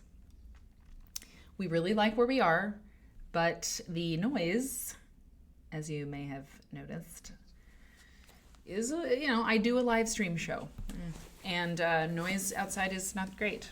And it's also really tiny in here. It's very small. I'm grateful for it. I would stay here for the rest of my life. It'd be fine. But we were going to maybe leave and go to a different space that was more money, but there was a lot more space. And we let these lovely folks at Workbox know that we were like thinking of moving on. And they were like, no, you're great tenants. Like, can you tell us what you're looking for? And like, if cost is a problem, tell us what your budget is. Maybe we can work with you. And they were amazing. And we were ready to sign a lease at another place. And they worked with us. And now we're going to just move down the hall to the quieter side of the building. And it's a little bigger. So if you know anybody who lives in a city where there's a Workbox, we work, you know what, we work. But Workbox is great. So I told them, I was like, I'll tell everybody I know that how awesome you guys are. I would have anyway, but this is really, really cool. Like they came down more than they needed to, but we told them we'd sign for 6 months. So anyway, but it was really great. So that's good news. That's really amazing news that we have a little bit more space and a quieter side of the building. So this is an article about metal threads. Metallic threads.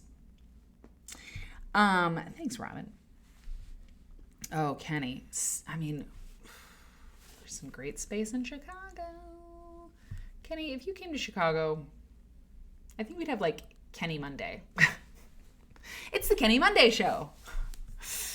I'm serious. So, or any of you. Yvonne, I've got you in my sights.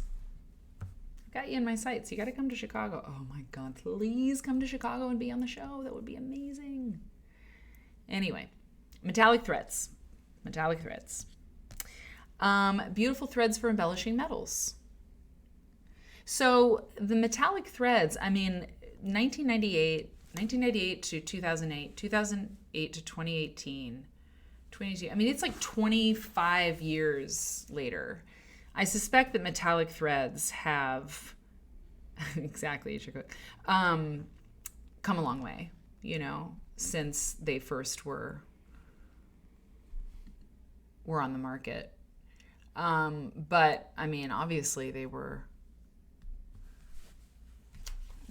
had traction, because you think about all the art quilts being made, at the time, and so many people were using metallic threads. This is not the most exciting page, so I'm gonna show you this, and I'm just gonna read a couple of the tips while I'm talking to you about these things. Okay, good. Yvonne just promised that she would come be on the show. Great. Okay. Here's what they say. Here are some tips. We like tips. Whoa. Okay, taming metallic thread. Start with a clean, well-oiled machine. Your machine was balanced at the factory for all-purpose sewing thread. Oh, see, Robin's Nest? Listen to this. And Kenny, listen to this. These are tips you can use, news you can use. Your machine was balanced at the factory for all-purpose sewing thread. If you're going to quilt a lot with metallics, you're challenging your machine. Make sure it is lint-free and oiled if necessary, and that it has had a recent tune-up. Know your machine. It may have special features or feet to help you handle metallics. Did you know that? Listen, all those machines, they have so many bells and whistles now. Do you know if you have a setting for your machine for metallic thread? For example, let's continue. For example, some Berninas in the Elna 9000 have a hole in the carrying handle that acts as an additional thread guide, and the Bernina bobbin case has a finger with an eye for stitching with specialty threads.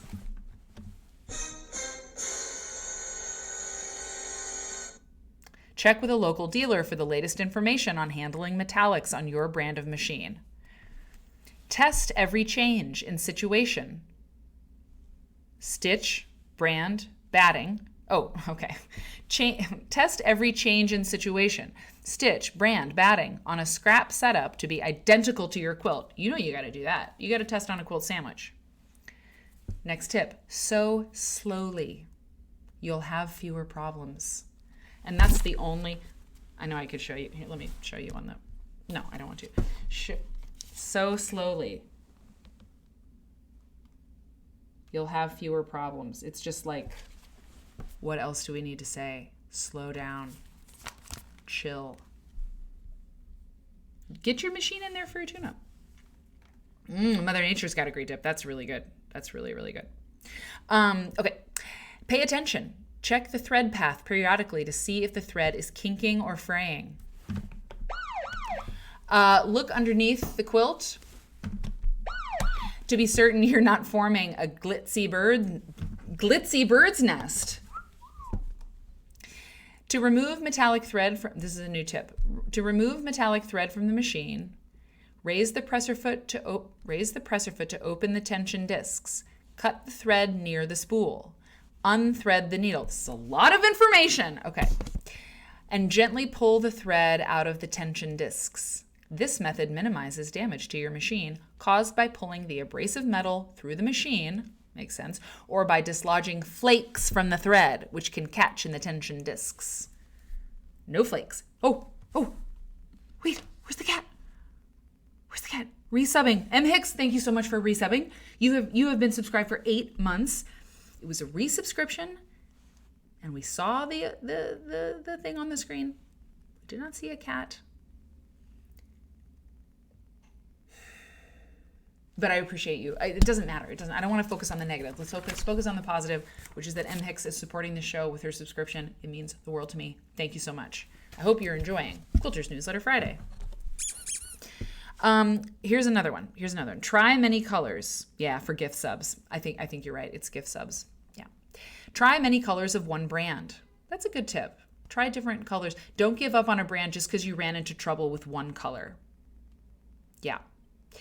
2 more tips. If you especially like one color of one brand and cannot tame it, wind it into the bobbin and stitch with the quilt top side down. Wind it into the bobbin and stitch with the quilt top side down. Oof, that's a scary proposition. Okay. And the last one is be careful how you store metallic thread. When you take the spool off the machine, either snap the thread end into the top of the spool, put a 1-inch ring of Surgitube on the spool. Tape the end to the spool with removable tape or use a static cling vinyl strip to hold the thread end in place. If possible, store the spools standing upright so that they don't rub together.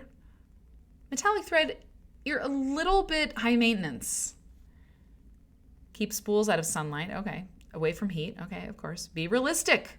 Metallic threads can age, dry out, become brittle, and break. A good excuse to make a trip to your favorite store. Okay, not a bad idea. Okay. Would you have won something with the cat? M. Hicks, we all would have won a moment of joy, because when we see a cat, the cat is a new alert. It shows up, I think we're pretty sure, with gift subs. I think definitely with gift subs to people who've never been a subscriber before. There's a cat that shows up. It'll show up again. We'll figure it out. Okay, here's a pattern. Here's a pattern for a quilt. This is the kind of thing that on Quilter's Newsletter Friday, the quilt, this is a lovely quilt. Let's take a look at it. We don't have to look at the pattern too much, because what I think is that as we get later in the years on Quilter's Newsletter, there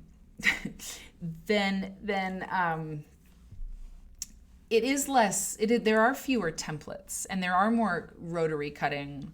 Of course, there's templates in this quilt, but there are more like rotary cutting instructions, and those we're kind of more familiar with, and so it's when we look at patterns in the magazine from 1972 that are just they really do seem very different, because they are very different. This to me is a very 1990s quilt to me. This looks like a Fons and Porter quilt to me. And it says pattern quilt, circa 1890 blocks, collected by Sharon L. Newman of Lubbock, Texas, and pieced into a quilt. So these are old school blocks. This is what is this? Wait a minute. I think it's out of order. Hold on. No. Oh yeah. Wait a minute, hold on. Do you hear that awesome motorcycle? Hang on one second. I think there was a page missing. Okay, that's okay. So this article is about old blocks getting a new life, being sewn into a quilt, and this quilt is using old blocks. And that like brick red setting material and like the colors they picked. I mean, you can find quilt blocks in a lot of different colors, but this particular one, like this, I feel like this quilt block came up in the 90s. Am I wrong? I mean, it's very complicated. Felt like sweets. Charles says, Paducah Best of Show in 2022 was a $20,000 prize sponsored by Janome. Thank you, Charles. I really appreciate that. Yeah, I did want to know like the biggest prize. I really appreciate that, knowing that. Center block would look so modern with different fabric. Totally. Let's find that center block. Yeah. Totally. It's a great block, and you do see it a fair amount. Like you do see it a fair amount in those old quilts. Hang on. Churn dash up there. Cool. This is interesting. Antique baskets. Okay, this is another antique sampler. Blocks made by Mary Harrington in this century. Quilt made by Gary Sweem of California in 1993. Jerry says about this quilt. Jerry, what do you say? Let's zoom in here. These are great blocks. Okay, look at all these old blocks. These are awesome. Okay, hang on. So I'm going to zoom in on this quilt and tell you what Jerry says. Quote, all of the blocks were given to me by a friend. They were part of the collection of quilt-related materials of a 93-year-old lady, Mary Harrington, who was entering a retirement home. No one in her family was interested in inheriting her quilt materials. Boy, was I lucky my friend thought of me. The collection included things from Mary as well as her mother, Eva Bixler, so it spanned a lot of years. Wow. So this woman passed away, or she was elderly in 1998, and some of these are her quilt blocks, but some of them were her mother's quilt blocks. Those are some vintage pieces. So back to Jerry, quote, when I put the orphan blocks together, it was like someone was looking over my shoulder and guiding me. If something didn't fit, I used a piece of Mary's fabrics to make coping strips as fillers. Coping strips? C-O-P-I-N-G. Hey, L. Riggs. L. Riggs. It's good to see you. It's Friday night. It's Friday night, man. You know, tomorrow night's movie night, you guys. Tomorrow night, Martha Stewart Fest. Don't be late. Don't be late. I mean, be there or be square. You know what I'm saying? That's what I'm saying. Okay, antique baskets. Nice. Very floral, very fun. Quilt show. Yeah, we're going to watch a bunch of Martha Stewart. These are interesting. Quilter's Newsletter magazine collects slides of unusual and notable quilts so we can have special quilt shows. This month, we are bringing you a treasury of Valentine's quilts designed by Beatrix Grayson of Winchester, Mass. To celebrate Valentine's Day, I've always made my own Valentine's cards. I don't know.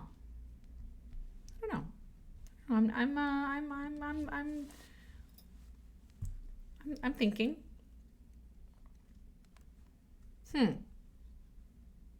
I'm thinking coping strip. Okay, Bridgewater says coping strip and Stitch and Deb says too. Coping strips are like spacers. L. Riggs, how are you? How are you doing? L. Riggs of the Amazing Jeans. I remember your jeans. That's like one of the things I'm going to remember about you. It's like hugging you at the Quilt Museum and then seeing you at that panel and being like, you have cool jeans. I mean, you just had great style. Yeah, I've told you before. I've told this whole audience before. But I hope that you are well. And I'm really glad you're at the show. King Valentine. I don't know. I mean, it's these quilts aren't necessarily for me. I'm not sure why. She's talented. I couldn't make these things, without a lot of work. I think, I don't know. They're great. This is interesting. This is cool. I like this one. This is interesting. Yeah. Yep. Very cool. I like that they're Valentines. Dear Valentine, my love for you is anything but achromatic. Achromatic. Cool. Right on. You know what? Listen, mark this in your mind. Love is a game for all time. Seriously, I discovered a book that has to do with playing cards. It's going to blow your mind. It will blow your mind. And it is on deck for Quilt Nerd. And it will be, you will know it. You will know it soon. L. Riggs has a cold, but you're on the mend. You know what? Oh, really, L. Riggs? You will be in Chicago the last week of this month? Oh, is that true? Is that true? I mean, I assume that it is true if you're saying that. Listen, because you were at the Quilt Museum, you have my number. I know because I texted you and you texted me about where you were and where I was. Will you please text me? Because if you'd like to be on the show, I think everyone would be excited to have another Quilt Nerd right here. Wouldn't that be amazing? L. Riggs, if you want to be on the show, just give me a text and we'll talk. I mean, I don't know. I just think that would be okay. So here's a quilt. It's awesome. Wouldn't it be fun, you guys? It would be so much fun. Okay, good. Yay! A Quilt Nerd guest appearance. A drop by. Forget it. Okay, you guys, here's my auxiliary thing. I've got an auxiliary thing. Yeah, Core Quilt says the woman who quilts. Is Molly going? Is Molly gotta go? Did I miss something? Molly gotta go. Okay. So 2 small quilt nerds. Oh yes, I'll make you small. I'll make you small, L. Riggs. We're gonna get small together. I've got an auxiliary thing. So this woman creating color wash. I don't think Molly's going anywhere. Okay, you're still here. Okay, good, Molly, don't go. But yes, you have a lot of love in the chat. For you and your mother. And I'm not surprised by the support that I've seen, in this community for people who are going through stuff. I'm not surprised at all, but it's really awesome. It's really, really cool. And I think it's a nice thing to have that. You know what I mean? It's just a place you can come and people are thinking about you. They're actively thinking about how you're doing. So this person, Deirdre Amsden, Deirdre Amsden is someone that you may know, and it's because she does these color wash quilts. So I thought they looked pretty interesting, and so I went to look for some work by her, and I found some. And I found some in this in a book of art quilts, and I have scanned some of them in. So as I show you some of them, and of course this is her article here. Make me small might be my love language. L. Riggs, once you're small, it's hard to go big. It's hard to go big. You know what? I almost I mentioned to Susanna, I was like, I think maybe one of the things people should be able to buy with their thimble bits is make me go small.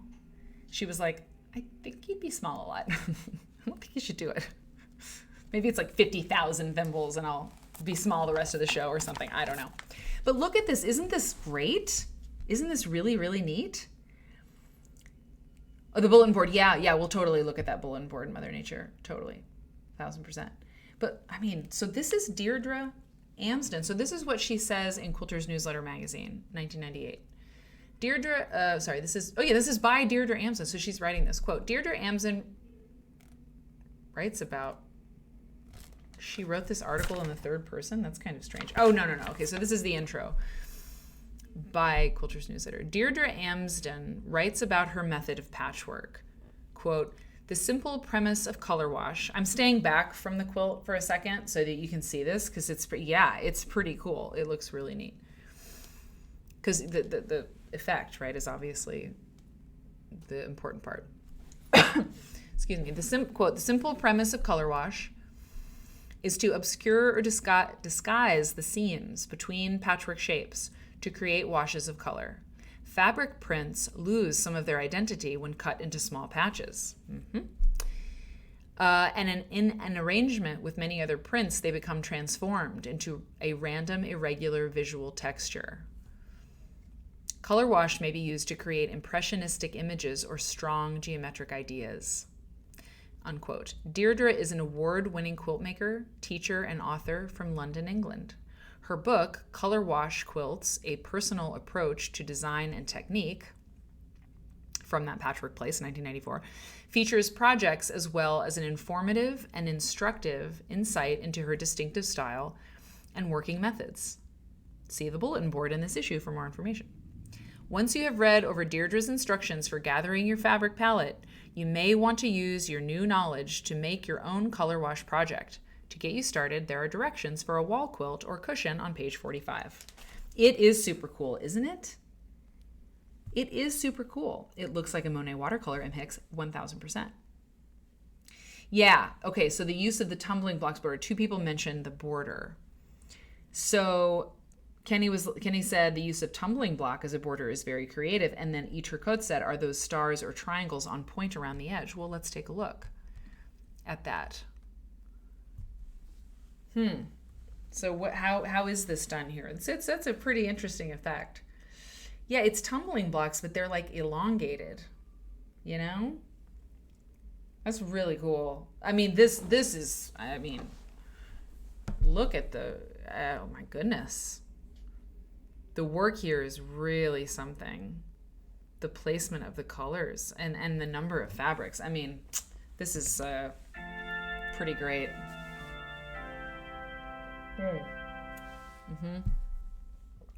Really cool. So wait, so how, this is popular through the early 2000s, says Mother Nature. So how did she do this then? I mean, it's partial seams, obviously, right?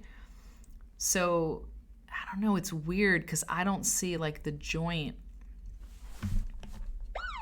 I don't see the joint here. Why do I not see a seam at the corner? Do you see what I'm saying? Where is the seam at the corner that joins like the border to the inner part of the quilt? You know what I'm saying? Exactly, L. Riggs. Yeah, Scrapitude. There's nothing new under the sun. They were doing cool stuff back then. I know.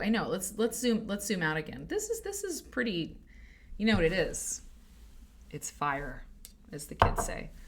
And do you think I have an affiliate link that is already live for this book? Yes.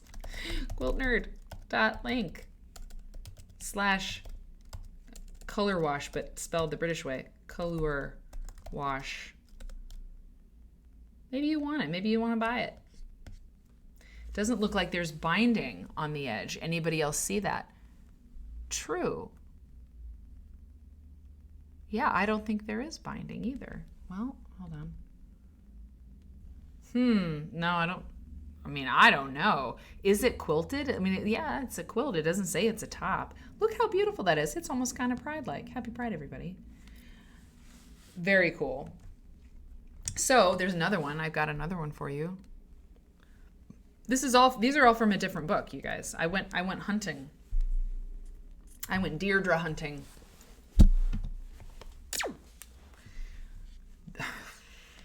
Wow. What else can I say about her? Hang on, let me read. So, from Quilter's newsletter. This is Deirdre. I am sometimes asked why I use prints. I love the variety you get with them, and they make shading from one value or color to another easier. Well, yeah, totally. But that isn't actually self-evident, because, I mean, yeah. I think it's my opinion that the modern quilt style, the solid colors were partly,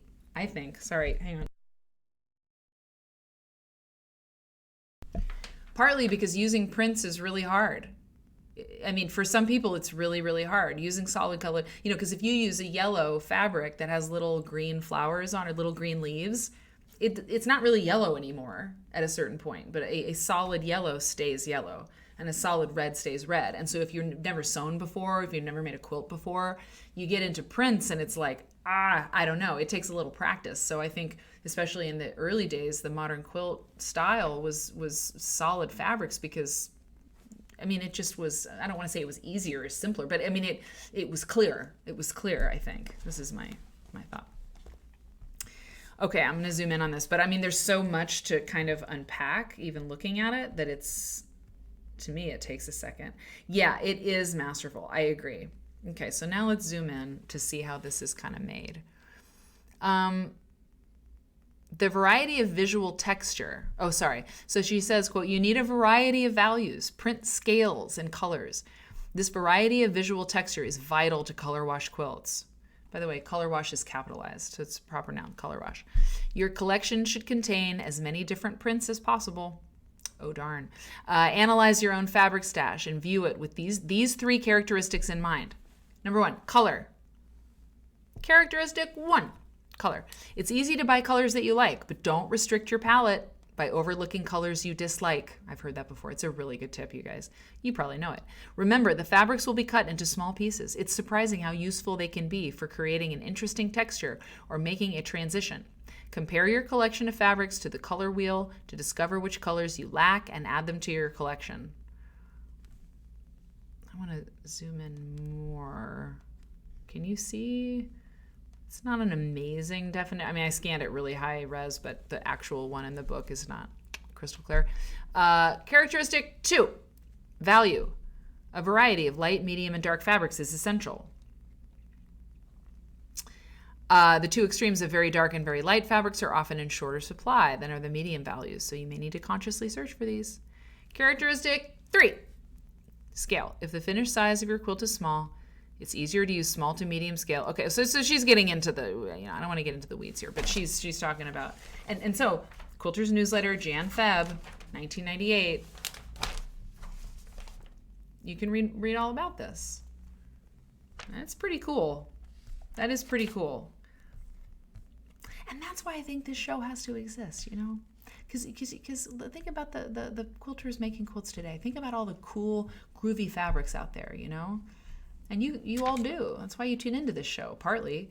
Because it gives you ideas. I mean, this quilt should be made again, but with your own take on it and things. But what could you do with this today? This color wash technique. This color wash approach. What would you do with it? And how would you use metallic threads with it? Hey-oh. But really, I mean, like what if, Carolyn Friedlander watched this show, and she was like, oh, cool, color wash. And maybe she already does stuff like that. Maybe this is from the book. Yeah, this is from the book I was telling you about. So these are some of her sketches. I mean, I'm not saying that Carolyn Friedlander doesn't pore over, books and things from the past.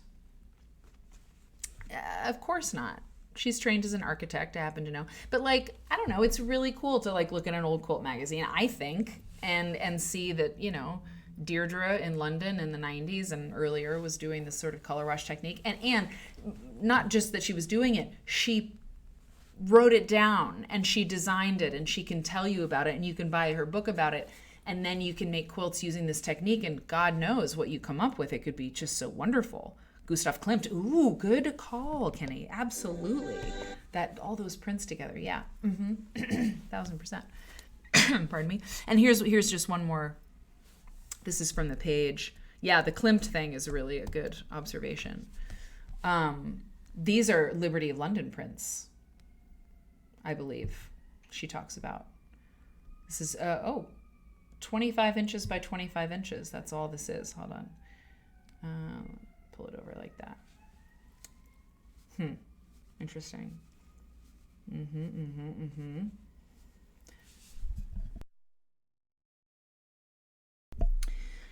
A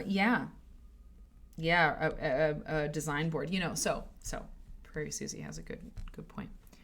So here, now we're back to Quilter's newsletter, right? So she's talking about her process, how she lays things out in a pizza box. My mom totally did that. Pizza makes me think of chips. So yeah, I mean, pretty basic stuff. Light, medium, dark, dark. My mom used pizza boxes for log cabin quilts too. She used them for a lot of things because you can take them to the car and put them in the back seat. Well, I don't know if you should do that, but you know, it's a good way to cart around a bunch of pieces and have them laid out if you need them laid out by color. You know, it still works. And in high school, my first job was as a waitress at the Northside Cafe. My second job was as a waitress at Pizza Hut. 2 years, junior and senior in high school, Pizza Hut.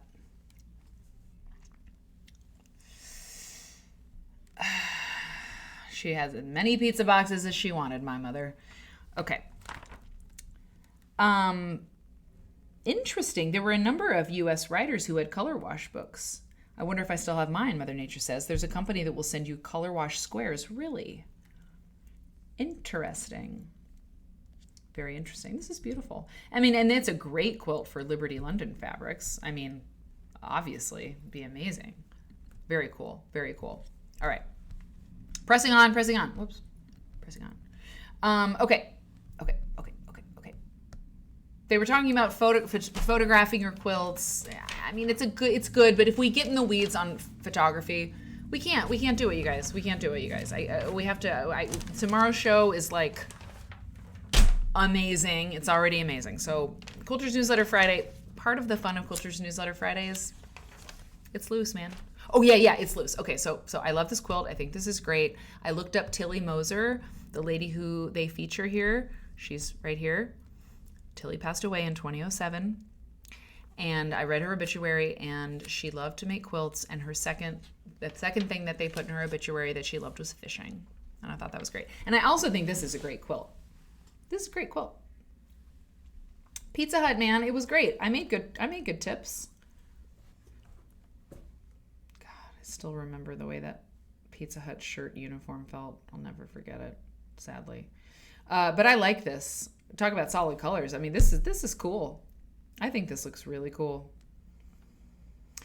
Core Quilts doesn't love Liberty Fabrics enough to justify the expense. I mean, I think Liberty Fabrics, like, I love them, but I mean, Jenny Smith has an amazing book. Liberty of London, you know, she quilts with Liberty London Fabrics, and they're amazing. But I do feel like they are challenging. They can be challenging to use because, oh my God, Castle Crisps. My partner used to work at Pizza Hut too. The smell of vegetable oil was almost impossible to get rid of. I still feel like, like you said that and I can smell it. Yeah, Liberty London Fabrics are just kind of like, they blend beautifully with themselves, but sometimes not with other things. Maybe that's just my failing as a quilt maker, quilt designer. So these are amazing. I mean, obviously I had to get to this. Fairfield Processing's 19th annual fashion show, Diamond Celebrity. Look at this. Look at this beauty. Yeah, Jill's not like, she's like, what is up with the Liberty thing? I don't know. I think it's an Anglophile thing to some extent too, which is totally fine. Look at these pants. God, yes. They look like my Pizza Hut uniform. No, I'm just kidding. Not at all, but I love them. I love that little line. And the shoes. I love everything about it. Love you. Look at you, Ren Fair. Look at you, Ren Fairing it up. She does have a particularly vacant look, doesn't she? It's great. What? Me? Wearing a fascinator? No. What? Oh, yes, maybe I am. Ooh. Ooh. Ooh. She looks like a mannequin. She really looks like a mannequin. Oh, working at Subway. Yeah, I could have gone that way too. But I love pizza. Okay, so check this out. Look at this. Guess who designed this one? This is Kaffe Fassett. She's also got this sort of like Invasion of the Body Snatchers look, doesn't she? Doesn't she kind of look like that? That's a Luke. Thank you. Do you all know this? Do you all know all this Luke? Elrig's just used it, but spelling a look like a Luke. Like that's a Luke. That's a Luke. All the kids are saying it now.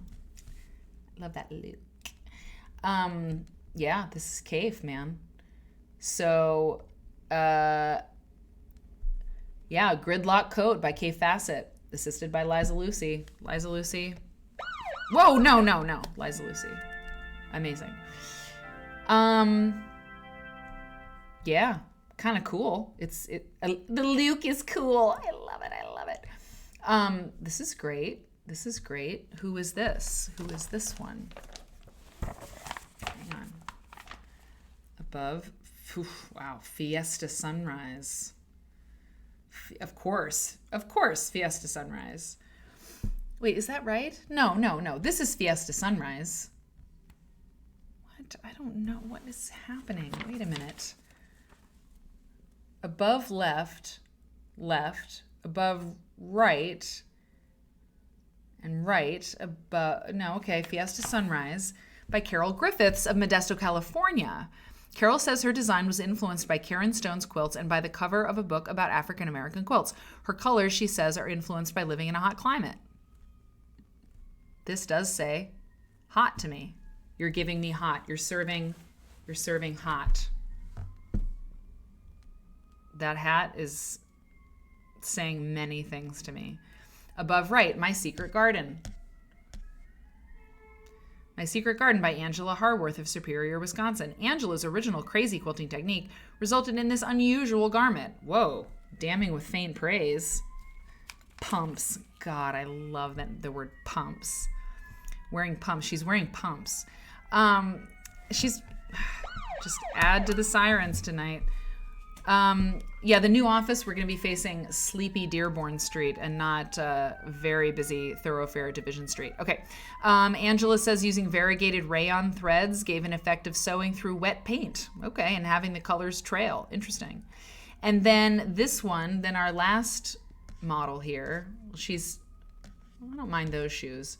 She's still got that kind of vacant thing. I'm not saying she's a bad person. I'm not saying anything bad about her. I'm just saying she's got a certain... Let's get a little bit closer.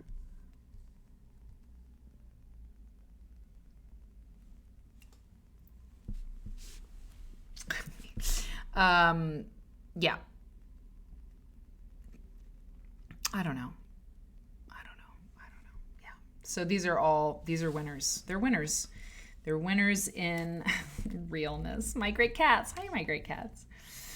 Yeah, so fun things. Oh, there's more.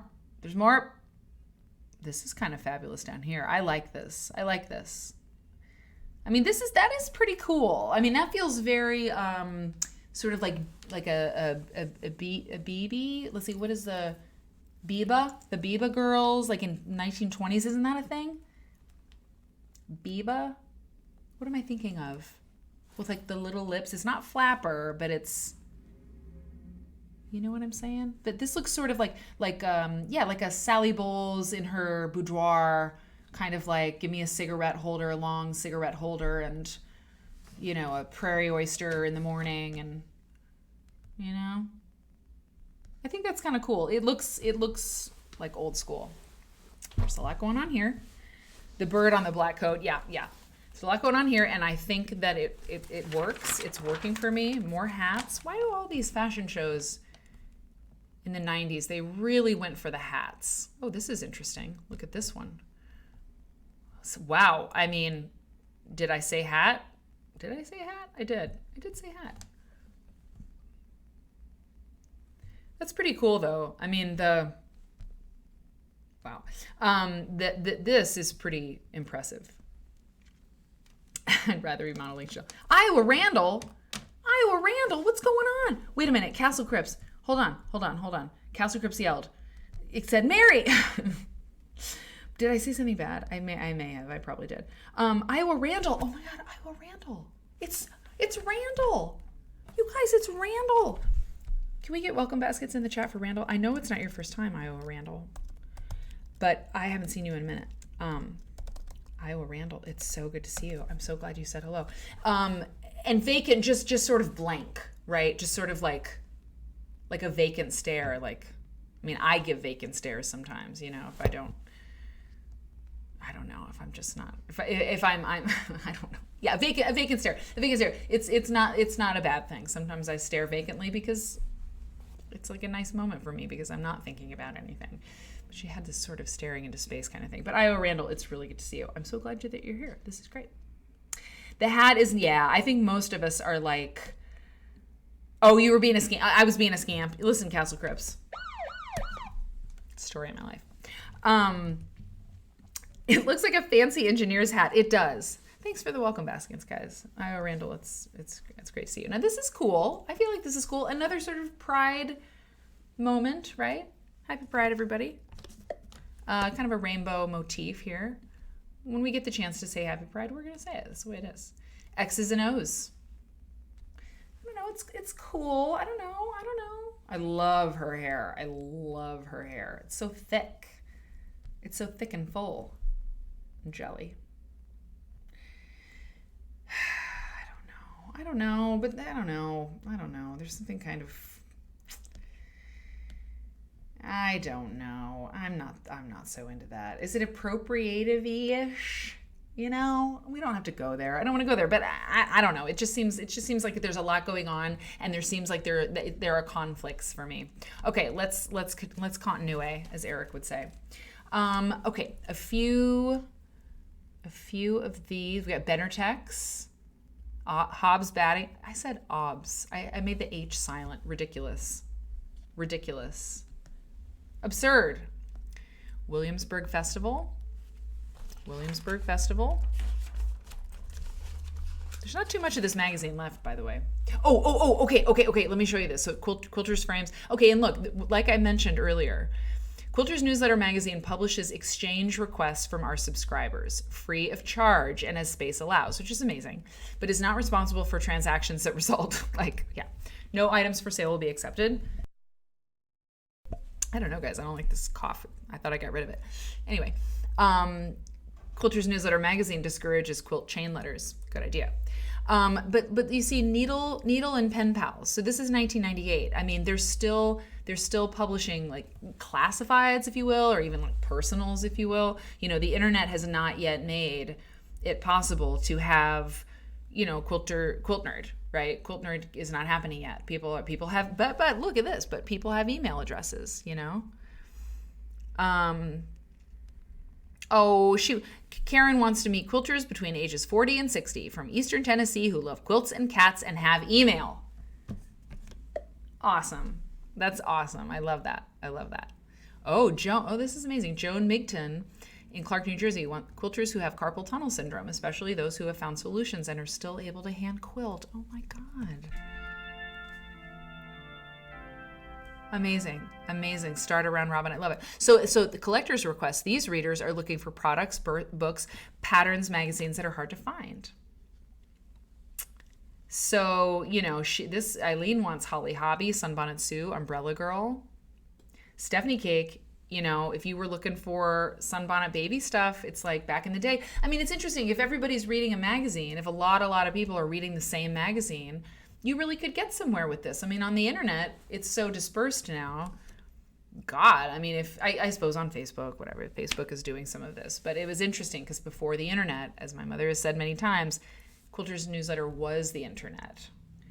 So, it's just interesting. If you were looking for a really specific thing and a lot of people saw that you were looking for that thing, you might have been able to find it quicker than that you could find it now. So this is what I wanted to show you. I'm very excited about this. And yeah, there's about, 10 pages left of this magazine. Just FYI. So top teachers, look at this. Top teachers having the finest teaching tools. Top teachers have the finest teaching tools and the best fringe benefits. Join today. So this is Fiber Studio Press, Pastimes, and That Patchwork Place. That's who's, this is too blousy. I'm not taking that off. It's just really hot in here and I wish I could, but I'm not going to. Talking about attracting the wrong kind of male. Top teachers. Okay. Join today. listen, look at this. If you teach at least 3 craft-related classes per year, is that right, M. Hicks? I love that. If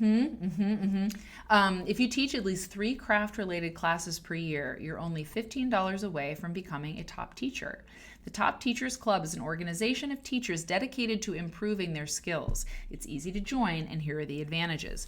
Every time you teach a class requiring a book from Martingale and Company, you'll receive a $20 retail gift certificate from us. Oh, okay. Well, it's not... Well, okay. I mean, okay. I thought it was something else. I thought it was like a union. So it's related to the company. It's related to Martingale, which is totally cool. It's still helping teachers, which is really cool because if you're a quilt teacher, like going on gigs and stuff, it's really hard, and there's no support. Like there's no quilt teacher workshop lecture union or anything like that. And it's not like you're being like, you know, labor laws are being violated, you know, and stuff like that. But you're on your own. And when I first saw that Top Teachers Join Today organization, you get this stuff, you know, it's an organization of teachers dedicated to improving their skills. I was like, oh my God, did they start a quilt teachers union in the 1990s? I bet they did. I can't wait to get to that page. And it's not really exactly what I thought, but it raises the question, right? Is there a place for some kind of organization, not a union, but an organization to, I don't know, help advocate for teachers and stuff? I mean, I never had a horrible experience. The most horrible experience I ever had, is that true, is when I had to cancel a gig because I had double booked myself. It happened once, believe me, but I had to call that person who had booked me for their guild and tell them that I couldn't do it. I mean, I can only even say that out loud because it's been like 6 or 7 years. I mean, you got to be careful because your name is mud with that person, and that person tells a few people, and I mean, it's just a small world. You just can't do that. But you're human, and sometimes you're going to do something stupid, or you're going to do something human. Let's put it that way. And I mean, oh my God. But even a union couldn't help me out with that. But it's interesting. I mean, you're really on your own as far as my experience was. Yeah, it was really bad, Riggs. It was not good. I know. And M. Hicks, by the way, I wanted to make sure I said, Carolyn Maslumi said in her talk, the founder of the Women of Color's National Women of Color. No, that's not true. Yeah, Women of Color National Quilters Network. That she saw a request from an ad in Quilter's Newsletter magazine, and that's how she started. So this little shorty made a quilt. Brian Pollock made his quilt, and this is where people can share their stories in Quilter's Newsletter magazine. So they're sharing their stories of their quilts and their people. And this woman made her husband, her father-in-law quilt because he was a train conductor. Sweet. Oh, look at this. And here's one here. Dear editors, I made this quilt to enter in Quilter's Newsletter magazine's Salute to Quilt Makers of the Past contest. Oh, it's very nice. All this nice stuff. Ooh, Centennial quilt in the lower right-hand corner. Hang on. Oh, yeah. Okay, let's take a look at that one. Hands and feet. Okay, hang on. Yeah, this is cool. Okay, I'm going to hide the chat just for a second because I want to zoom in on this and not have to jump over. I'm going to hide myself too. Okay. Let's see. So this is the Hamilton County Courthouse Centennial Quilt. Interesting. Wow. That's pretty cool. That's very, that's very interesting. Okay, here's what they have to say about it. Oh, Iowa Randall says, Marty Michelle is your next... So, everybody, Iowa Randall happens to know that the Iowa Quilt Museum will be having a Marty Michelle exhibit next. And that will probably it'll be mounted in, the Midwest Modern, which I still have a very little bit of time to see it, curated by my dear, dear friend, Heather Kenyon. Midwest Modern is at the Iowa Quilt Museum right now. But then Iowa Randall, yes, Iowa Randall says does that, June 28th, Randall, is that when the Midwest Modern comes down? Or is that when the Marty Michelle goes up? Okay. Oh, and M. Hicks says that Carolyn Maslumi actually put the ad in Quilter's Newsletter magazine. Okay. By the way, so while we're getting that answer from Randall, this was made by Brenda Groles. Brenda Groles and Stella Schaefer. Brenda Groles, you guys, ran operations and Lord knows what else at Handy Quilter for years. Brenda Groles is really, really cool. Oh my God. Iowa Randall just resubscribed for 2 months. There's the cat. Everybody look, there's a cat. There's the cat sewing. What is, oh yeah, oh, okay. That was a gift sub. Kenny gifted the sub. It's for gift subs, you guys. It's for gift subscriptions. Although I swear that Padma gifted a sub and we didn't see it. But we saw it today. We saw it just now. Thank you, Kenny. I appreciate you. That was great. Anyway, Brenda Groles is really cool. She lives in Utah. And they made the Hamilton County Courthouse Centennial Quilt and presented it to the county's centennial celebration. The courthouse pictured in the quilt is the present-day building. A line drawing of the quilt, stained glass designs, yeah.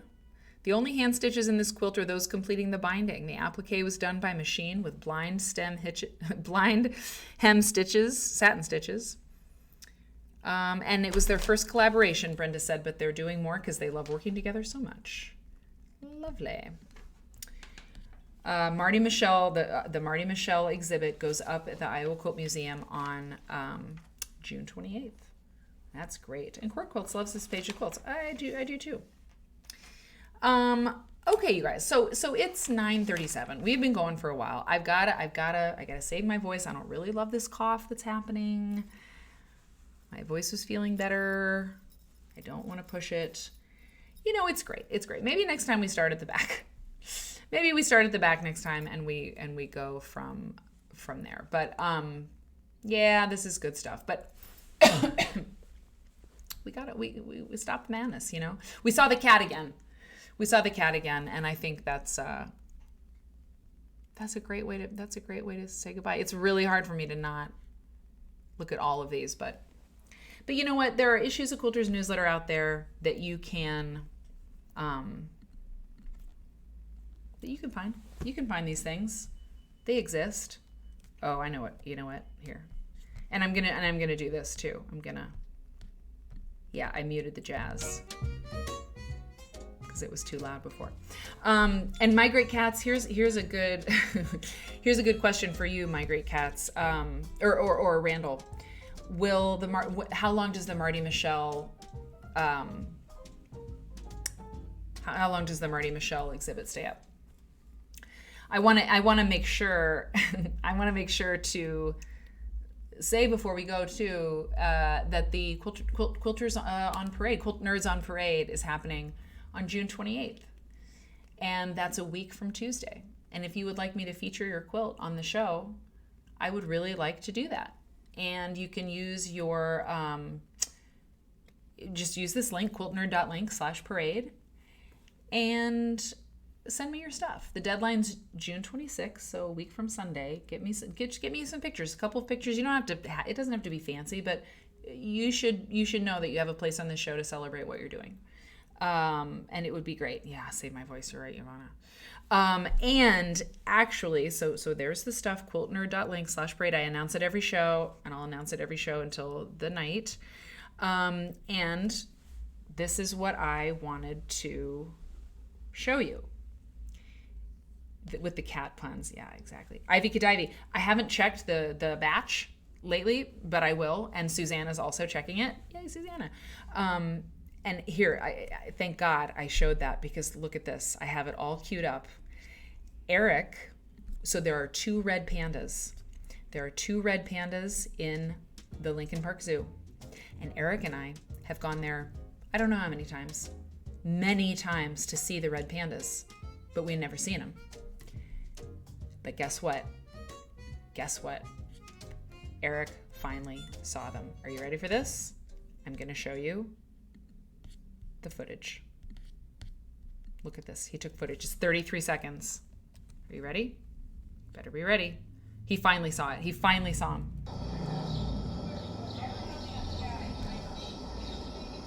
I can't get any bigger. Look at the little guy.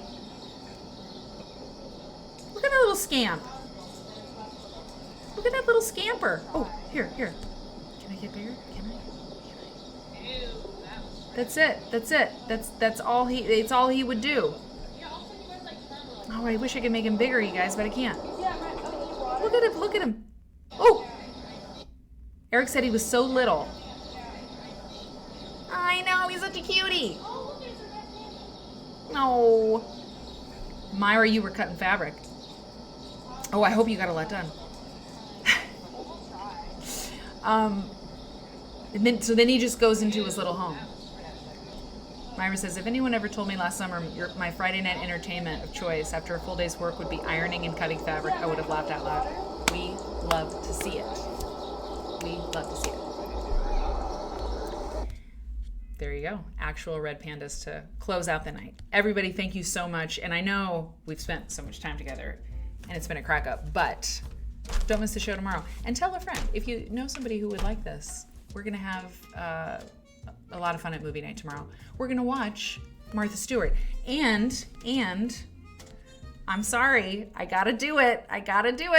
See, I knew I had to end things because I had to end with the magazine because I just check this out. Look what's happening tomorrow. Just get a taste of this and bring a friend tomorrow night because look what we're going to see. That's your stroopwafel. Our cookie of the week. Cookie of the week, right? Yeah. I need to tell Denise Schmidt to watch. I love to design. Look at this babe in the woods. For design and lifelong knowledge of sewing into a successful modern business I know. based on the 200-year-old craft of quilt making. I kept saying Denise goodbye. Is a graphic designer and a graduate of the Rhode Island School of Design.